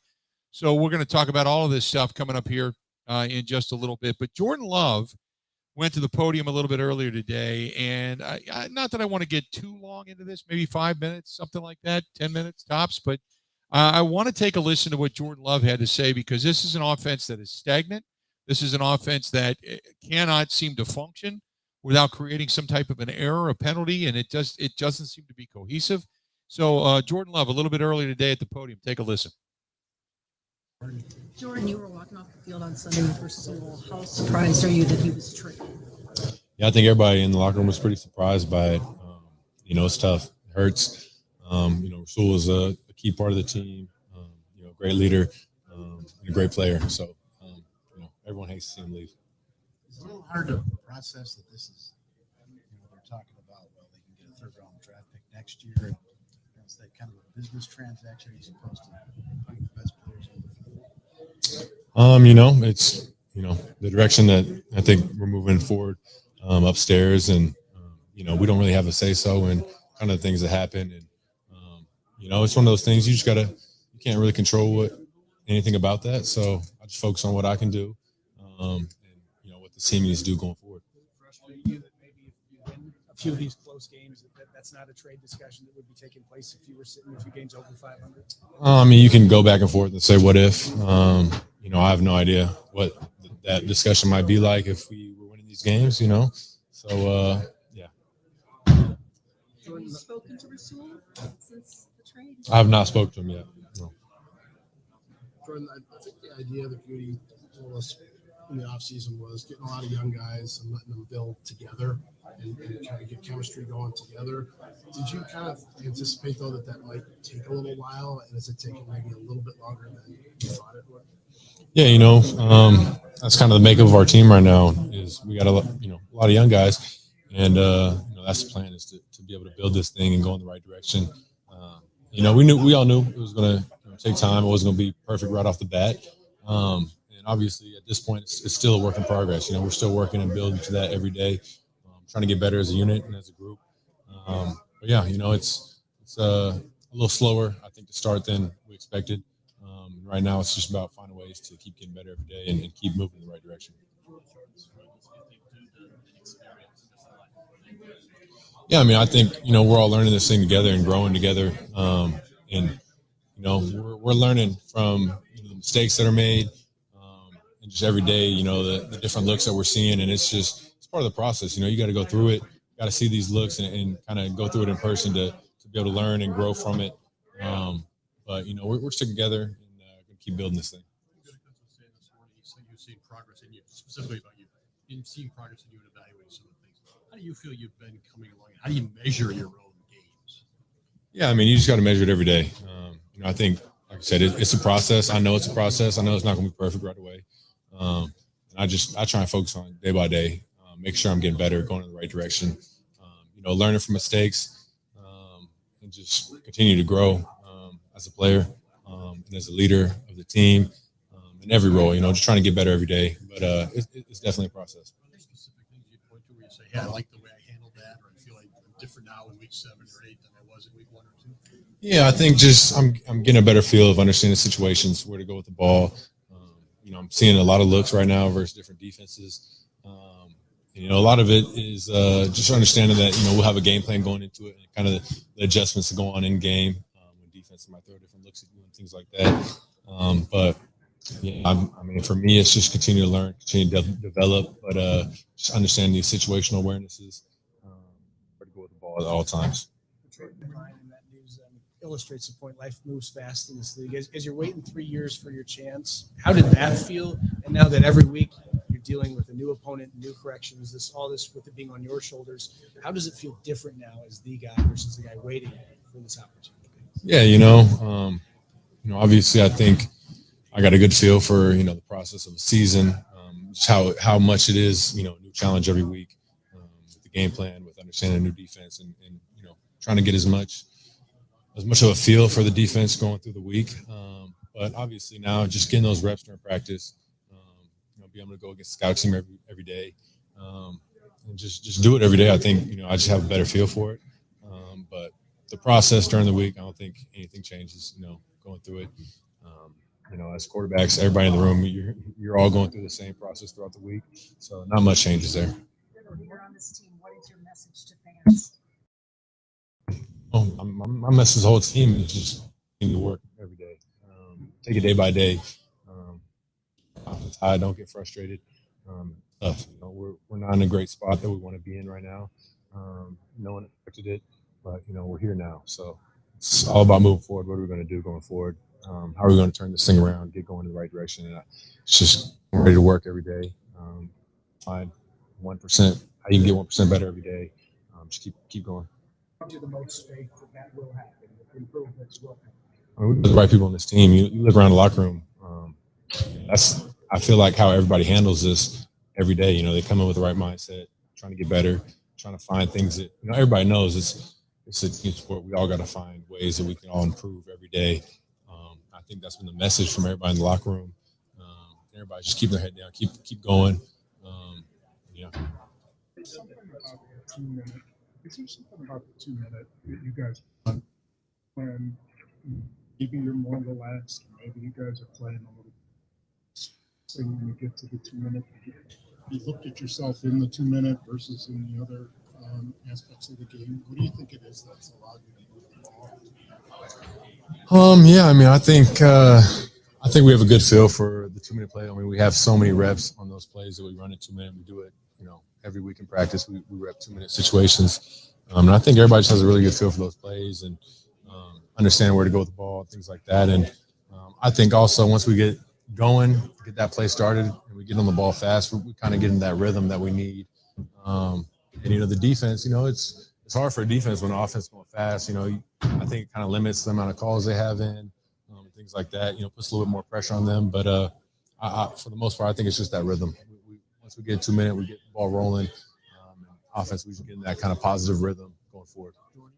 There you go. That was Jordan Love a little bit earlier today, and a lot there to kind of unpack. He talked about the 2-minute offense, and it doesn't give the defense the time to bring the personnel on the field that they want. They have to play a very vanilla defense, which is the type of defense that the Packers can excel against. And obviously it gets them into a rhythm, which begs the question, if things aren't going well early, why not go to a 2-minute rhythmic offense and try to get them into a rhythm? And you may see that this week if we see a lot of the same old out of Matt LaFleur's offense. And if not, I think it's a valid question to ask Matt LaFleur to say, look, if it goes this way again and guys are committing penalties and dropping passes and not running great routes and, on and on and on, you should probably say, Matt, when you do have success, it's been in the 2-minute offense. Why not go to the hurry up and see if you can't get your guys into that rhythm? One thing that I thought was interesting, Matt LaFleur said youth cannot be excused. Not can be an excuse. Brian Gutekunst said, yeah, we can't talk about the youth and an excuse, as an excuse because we're 6-7 games into this. And yet Jordan Love said, well, when asked why are things, not working, he said, well, we've got a lot of young guys. And then he went into cliches where we got to continue to work towards the progress and it's going to take time. And we know that. He's still convinced, dude, look, we got a lot of young guys. It's going to take time. What are you working on in that time that it's going to make it better? And you've got some guys that are younger or more maybe inexperienced might be the answer. But again, how long do is it? So should we wait for, does suddenly Christian Watson and Romeo Doubs become better receivers in their third year? Suddenly it's a third year we should wait for. So we should not count on Jaden Reed or Luke Musgrave or Tucker Kraft or even you for that matter when it comes to experience for what? 3 years? How long do you wait when you stop using, well, we're young? How long do you go without using that as an excuse? And, the GM has stopped using it. Matt LaFleur has stopped using it. And yet you still have the players and your leader, your quarterback inside the locker room saying, well, we're young. We got a lot of young guys. This is going to be a work in progress. And it's going to take us time. That just, I don't know why that bothers me, but it does. Let's do this. We're going to take a break. We're going to come back. We're going to zip around the rest of the National Football League. We'll find out where Grant and I stand. Evo's going to jump in and make his picks here tonight because we got Grant off on assignment, if you will, covering the Badgers and Stevens Point over at the Kohl Center. But we got a lot more. A couple more segments yet to go. We are broadcasting live. We are at NUTZ Deep 2. We are in Marshfield tonight, and great to be here yet again. Stay tuned. Compliments of our friends at ESPN Radio, WOSQ 92.3. We got more coming up. We'll be back right after this. This is the Huddle with Bill Michaels on the Wisconsin Sports Zone Network.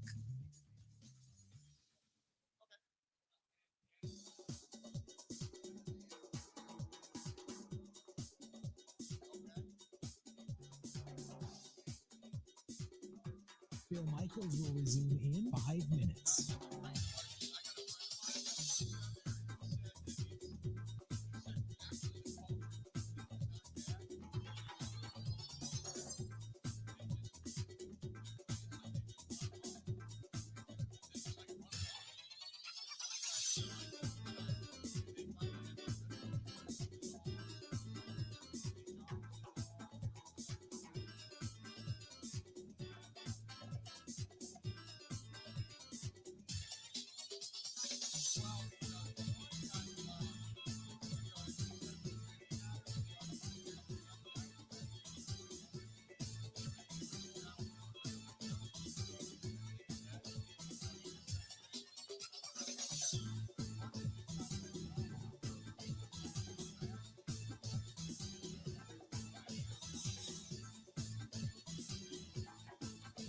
Bill Michaels will resume in 4 minutes.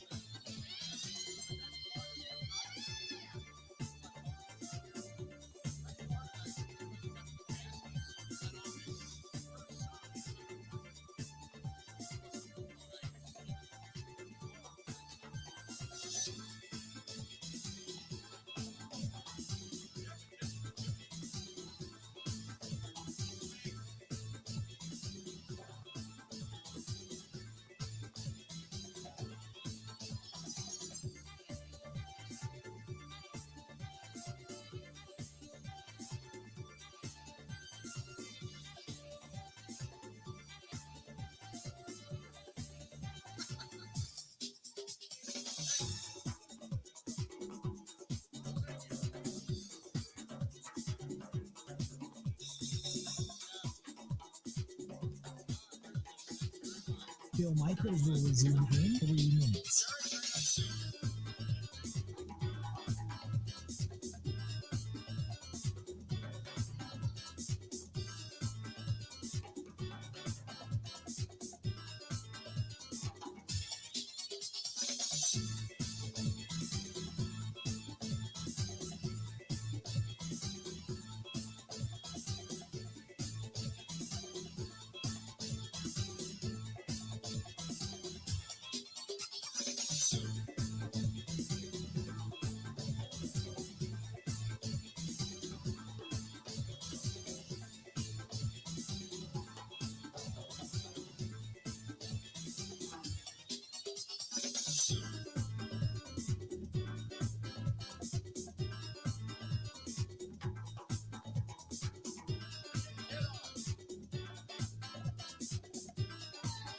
Bill Michaels will resume in 2 minutes.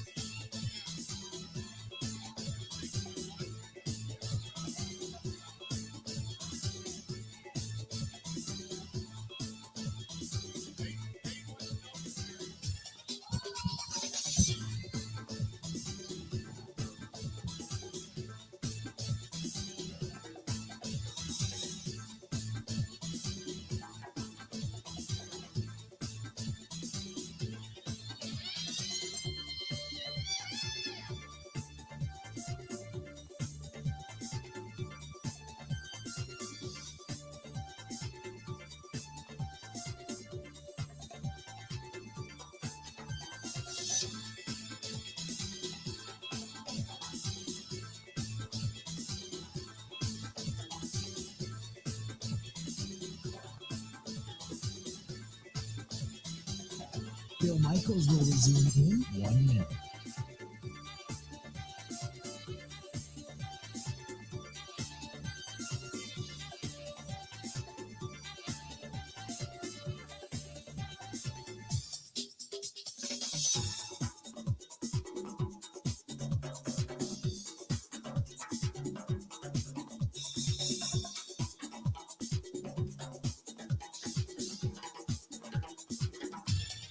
Bill Michaels will resume in 30 seconds.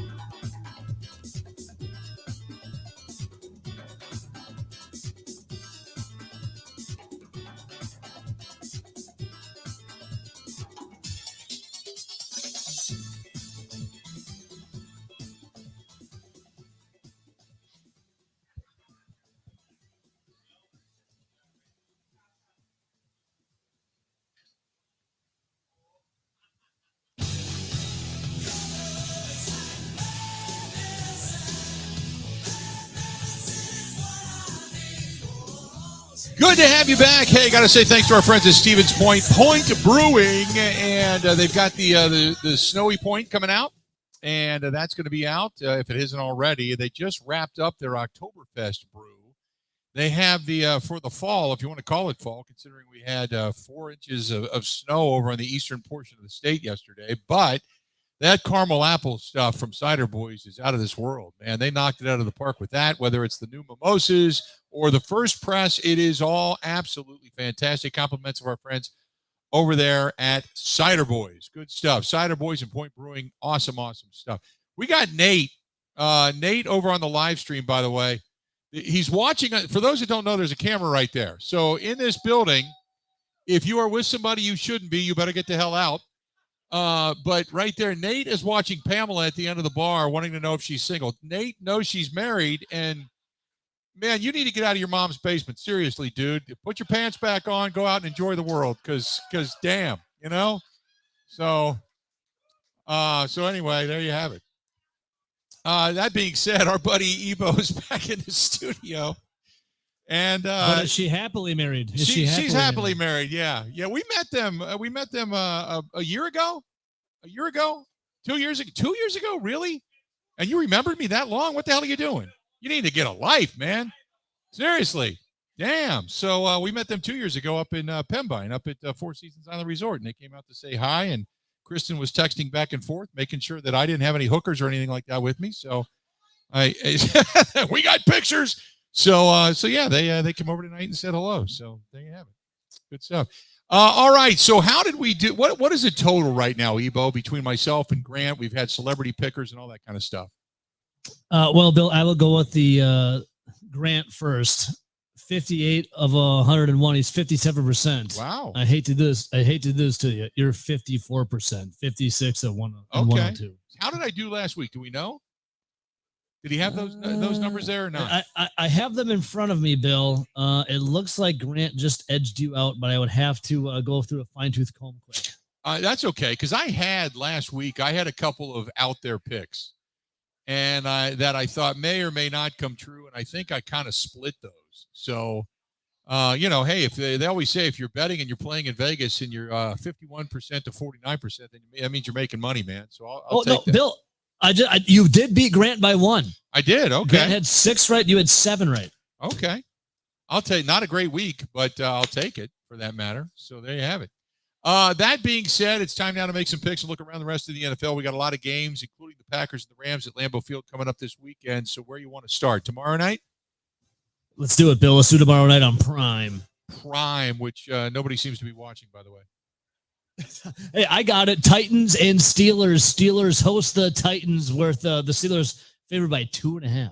You know, it's interesting because I really thought that the Tennessee Titans might entertain trading away Derrick Henry. There was a lot of rumors that maybe he could go to a place. He could either go over to Dallas was talking about possibly in that direction.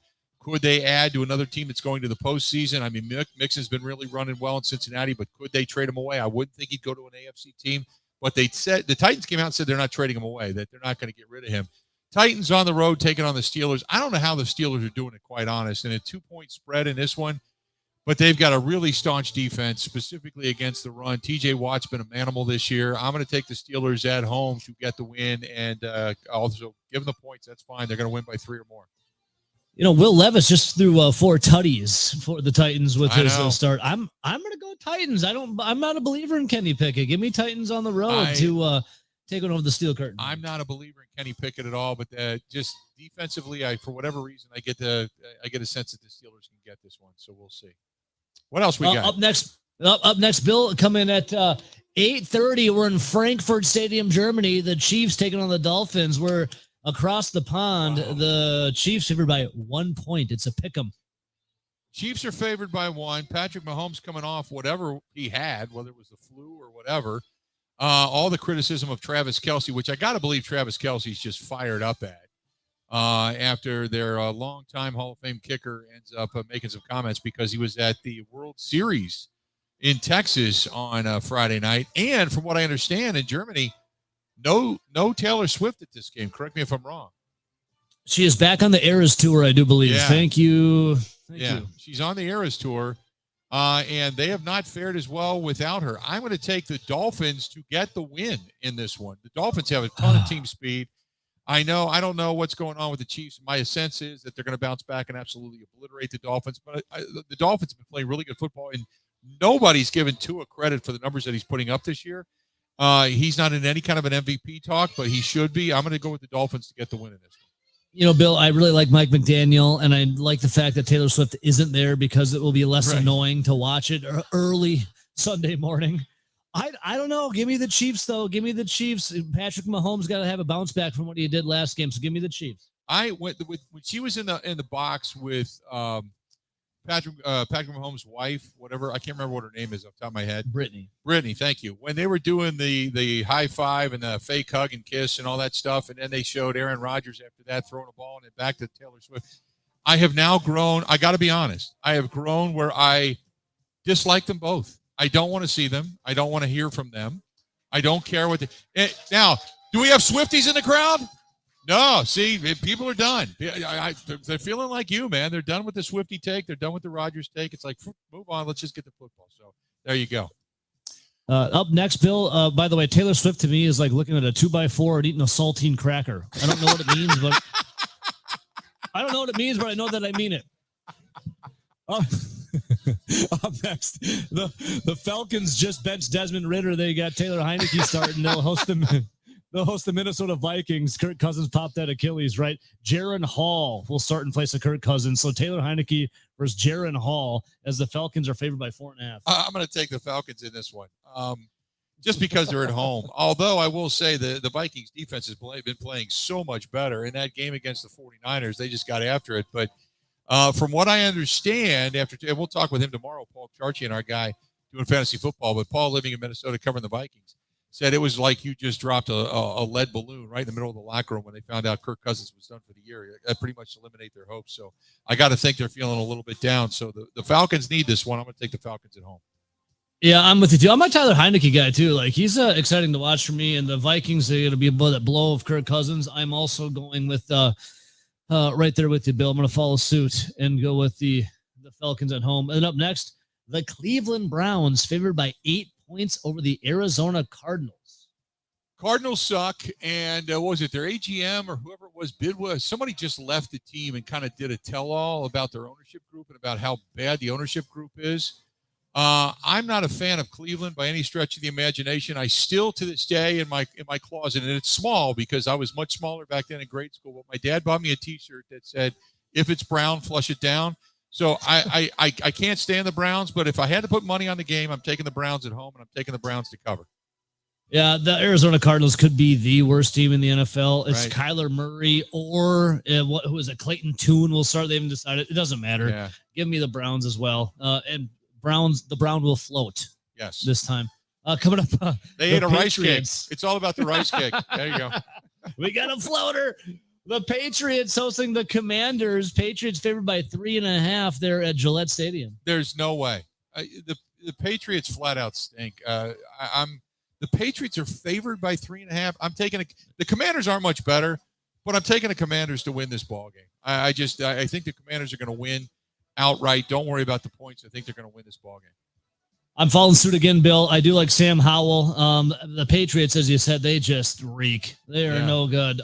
Speaking of stinky, the Chicago Bears going to the Caesars Superdome in New Orleans to take on the Saints, where the Saints are favored by 8.5. You got a running backs coach who had to have HR called on him, so they subsequently fired him. Not once, but twice, from what I understand. You've got a defensive coordinator who had to leave for, quote, personal reasons, FBI. And you got a team that's trying to hang out together, and they're not that good, to be honest. I'm going to take the Saints at home to get the win and cover the points. I'm not worried about it. Bill, I'm going to say the Saints win this game, but I'm going to go with the Bears covering. Okay. Something about Bajent. I don't know what it is. Bajent, he's got his last little hurrah here before Justin Fields come back. Saints win, but I'll take the Bears to cover. Up next, you have the Seattle Seahawks. They're going to Baltimore. Geno Smith and the Seahawks taking on Lamar Jackson, the Ravens, where the Ravens are favored by 6 at M&T Bank Stadium. We've got like 4 or 5 really intriguing games this weekend, and that's one of them. Because I like what Geno Smith has done. I like the Seahawks, but going West Coast to East Coast is not easy. And we've seen that in the past. And the Ravens are kind of rolling very quietly. That beatdown they put on Detroit was impressive. And they did it in Detroit's fashion. They took a man-to-man, and they just whooped their ass. I'm going to take the Ravens at home to win this one and to cover. As much as I think the Seahawks are very quietly a good football team, the Ravens are, and let's not forget, Cincinnati's coming on strong. The Ravens know that they got to keep that cushion if they're going to win that division, and they still have one more game with Cincinnati at home. They got to win this one, in my opinion. I'm going to take the Ravens at home to beat Seattle and cover the points. Yeah, I'm going to roll with you on that one, too. 5.5, 6 points, depending where you get. I'm going to roll with you on that one, too, Bill. The Ravens, that traveling from west to east coast is just tough. Yep. Up next, the Texans, who believe it, sitting at 3-4, a little up and down this year. They are favored by 3 over Baker Mayfield and the Buccaneers at Houston, Texas.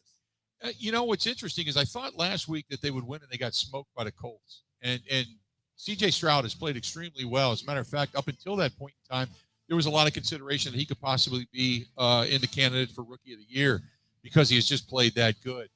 But there's something about what the Buccaneers have been able to do this year, and they started out on fire, and since then I think they've kind of come back down to earth. So that being said, I'm going to take the Texans at home to win this ball game. I'm going to take the Texans. You know, I kind of like Baker Mayfield this year. Yeah. He's healthy. He's healthier. And there is a little some moxie there. I still don't buy into the Texans. I'll take the Buccaneers on the road. Coming up next, Bill, we're going to go the Indianapolis Colts in a battle of I don't know, the Panthers aren't really too good, but they did get their first win. The Panthers host the Colts, and the Colts are favored by 2.5 points. Colts are favored by 2. Panthers stink on ice, although they got their first win, like you said. I'll take the Colts. I'll take the Colts on the road to get this one. I just think the Panthers are – and it's funny because when they picked up Bryce Young, they stockpiled that team with a lot of veteran talent. And that hasn't worked out, which was what we're talking about here in Green Bay, not having any veteran talent. Bryce Young has just not been – I just don't think Bryce Young's that great of a quarterback, to be perfectly honest with you. But that being said – They seem to have put it together last week. They got a little bit better. They've seen some progress, but they're still not there. I'll take the Colts in kind of a yawner. Yeah, I'm taking the Colts too. The Panthers just don't have it talent-wise. Speaking of talent, not much there. They just fired their coach. They fired their GM. Devontae Adams is not happy. The Raiders host the Giants, and the Giants, they're not very good either. The Raiders are favored by 2 points in the black hole. Let's do this. The Raiders are favored. We'll give you the answers when we come back because we got right up against it for break before we got one more segment left. By the way, the Broncos, the Jaguars, the Lions, and the 49ers. 49ers need a break. They've lost 3 straight. They are all on break this week, and they have the bye. We got another segment yet to go. We are broadcasting live. We're at NUTZ Deep 2. We're going to take a quick break, come back, wrap it up next, right after this. This is the Huddle with Bill Michaels on the Wisconsin Sports Zone Network.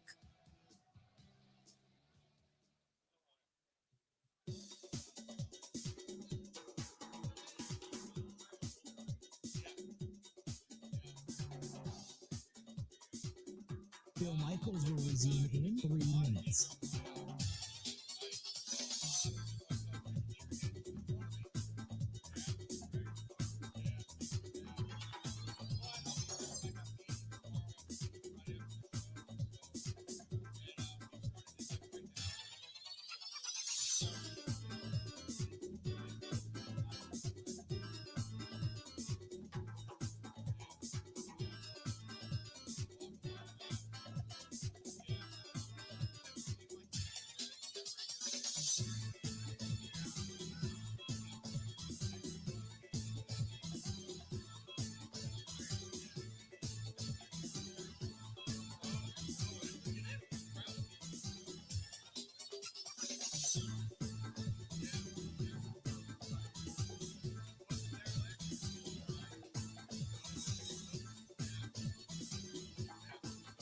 Bill Michaels will resume in 2 minutes.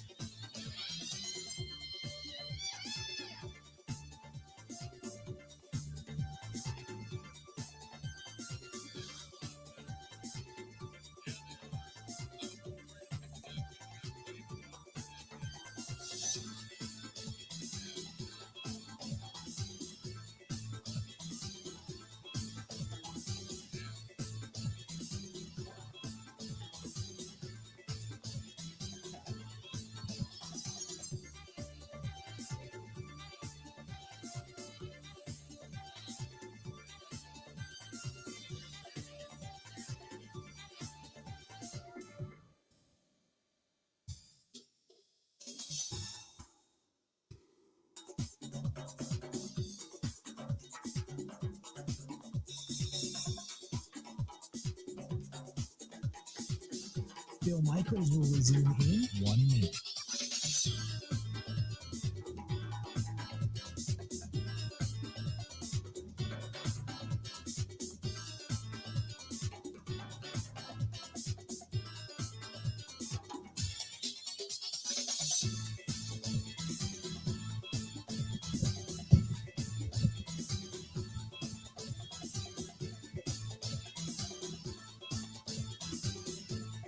Bill Michaels will resume in 30 seconds.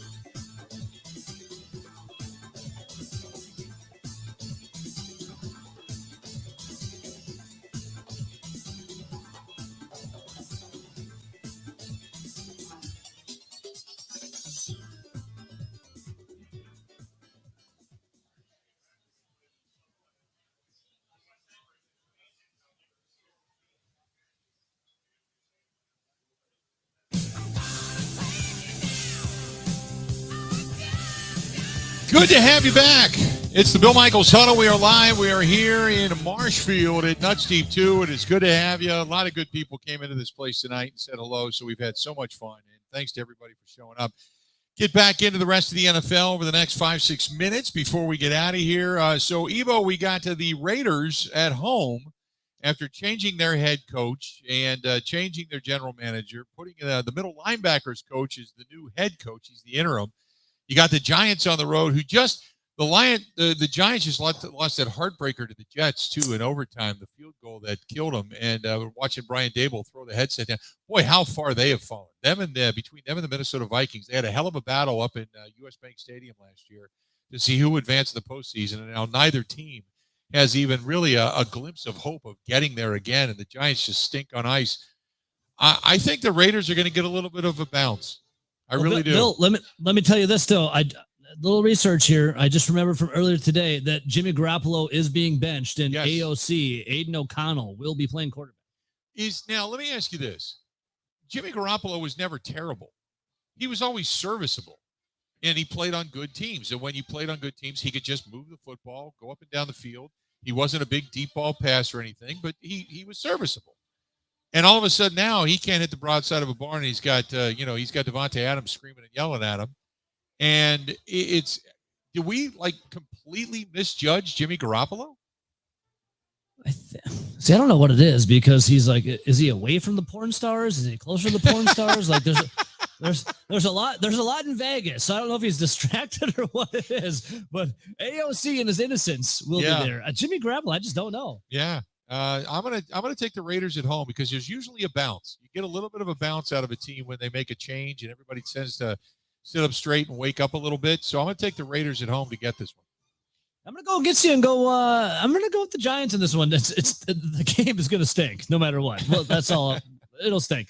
Up next, Bill, Weedham boys, the Dallas Cowboys in a battle of the NFC East, going to Philadelphia, the city of brotherly love, to take on the Eagles. Eagles and the brotherly push, favored by 3. I'm taking Eagles to win, cover, the whole deal. I just think, every time you get into a big game, Dak Prescott chokes it away. So until he proves me wrong, I'm going to take anybody who's playing the Cowboys in a big game, because Dak Prescott just he chokes it away, and I just don't believe in him. I think the Eagles are going to win, maybe going away. This might be a 10-point win. Out of spite, and because I miss him, I'm going Weedham boys, Dallas Cowboys, to diss Ben Kenny. I want to see him cry. That's the only reason why. Did you hear, speaking of Ben, did you hear about the text that I had sent him back and forth during the Phillies and heading to the World Series in the NLCS? No, what happened? So in Philadelphia, it's tradition when they win a championship, they have to grease down. Speaking of grease and swinging on poles, they grease down all the telephone poles nearby, because the fans climb the poles, rip down the wires, stand on top of everything, or whatever. So I texted Ben after they ended up winning and going to the NLCS. I said, "Are we going to see your mom on a light pole?" And because he was going to the game with his mom, and he said, "No, mom saves that for the World Series. If they win the World Series, you might see mom on a light pole." So as the NLCS went on, you kind of got the sense that, Philadelphia was starting to let it slip away. And I texted Ben and I said, hey, I'm looking forward to this, because they could end up going to the World Series. And he said, I don't want to have that conversation again. I said, oh, no, you put it out there, baby. So I said, here's the bright side. After they ended up losing, I texted him the very next day on the air. And I texted him, I said, here's the bright side.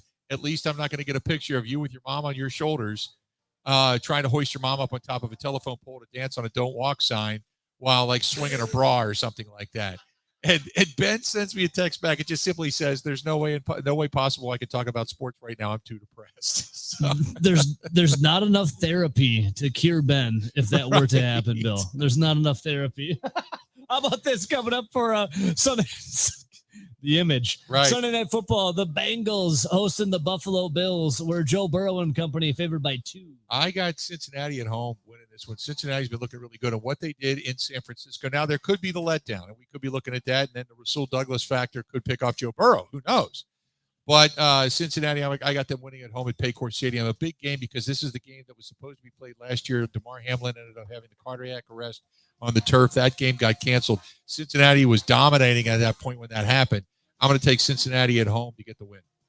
Yeah, I'm going Joey Cool and the Bengals as well. And, Josh Allen, just as good as he is, he's turnover prone. So give me the Bengals on this one. Bill, before we get to the Packers game, let's go Monday Night Football. The Jets actually winning games, but they're hosting the Chargers. Chargers favored by 3.5. They're in MetLife Stadium. How does Staley still have his job? I don't know. The Chargers head coach. They are such underachievers. I like Justin Herbert. Everybody keeps telling me Justin Herbert's a great quarterback and he's going to bust out and he's going to be fine. I just haven't seen it. I don't think the Chargers win this game. I hate to say it because I've become an anti-Jets fan. But I think the Jets defense is going to eat them up. And the Jets are going to figure out a way to do just enough to win this ball game. And for whatever reason, there is belief on the horizon that Aaron Rodgers is going to come back on a white horse with 4 good legs and all of a sudden guide them to a Super Bowl. Like this is some kind of touch by God moment. So I'm taking the Jets at home to weirdly get the win in this one. I am right there with you, actually. The Jets have been able to do it with their defense, and Zach Wilson also not been terrible late in games. So I will also fly with the Jets. All right, Bill, here it is. It's time. Your Green Bay Packers avoiding or trying to avoid 5 losses in a row will take on the LA Rams at Lambeau. Matt Stafford is day-to-day after suffering a UCL sprain in his right thumb. He might not even play. That being said, though, the Packers favored by 3. I think whoever put that up in Vegas to favor the Packers by 3 was doing some serious ganja. There's no way. And oh, by the way, it's all about beating LA, but you got rid of one of your best defensive players. I don't care who plays quarterback for the Rams. If they put up any points in the first half, they're going to beat the Packers because the Packers can't. Until they prove me different, if I'm going to sit here and bet my house, I got to go with the Rams in this one. The Rams are going to go to 4-5. The Packers continue the losing streak. It continues to get ugly.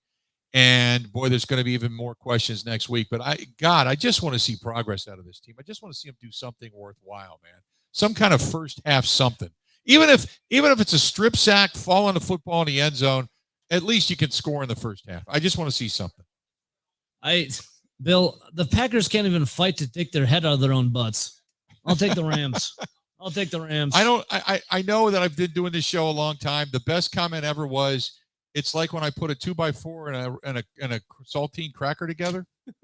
Taylor Swift is like looking at a 2x4 while eating a saltine cracker. I don't know what it means, but I know that it means. Wow. I'm gonna. That's a lot of therapy. It's going spot on tonight. Yeah, it's spot on. Okay, all right, there you have it. That'll do it. Hey, thanks to everybody here at NUTZ Deep 2, and thanks to Marshfield, seriously, for welcoming us in. We certainly appreciate it. Thanks to everybody. Thanks to the staff and management here. They were absolutely gold today. Thank you so much. Time for us to go. Have a go.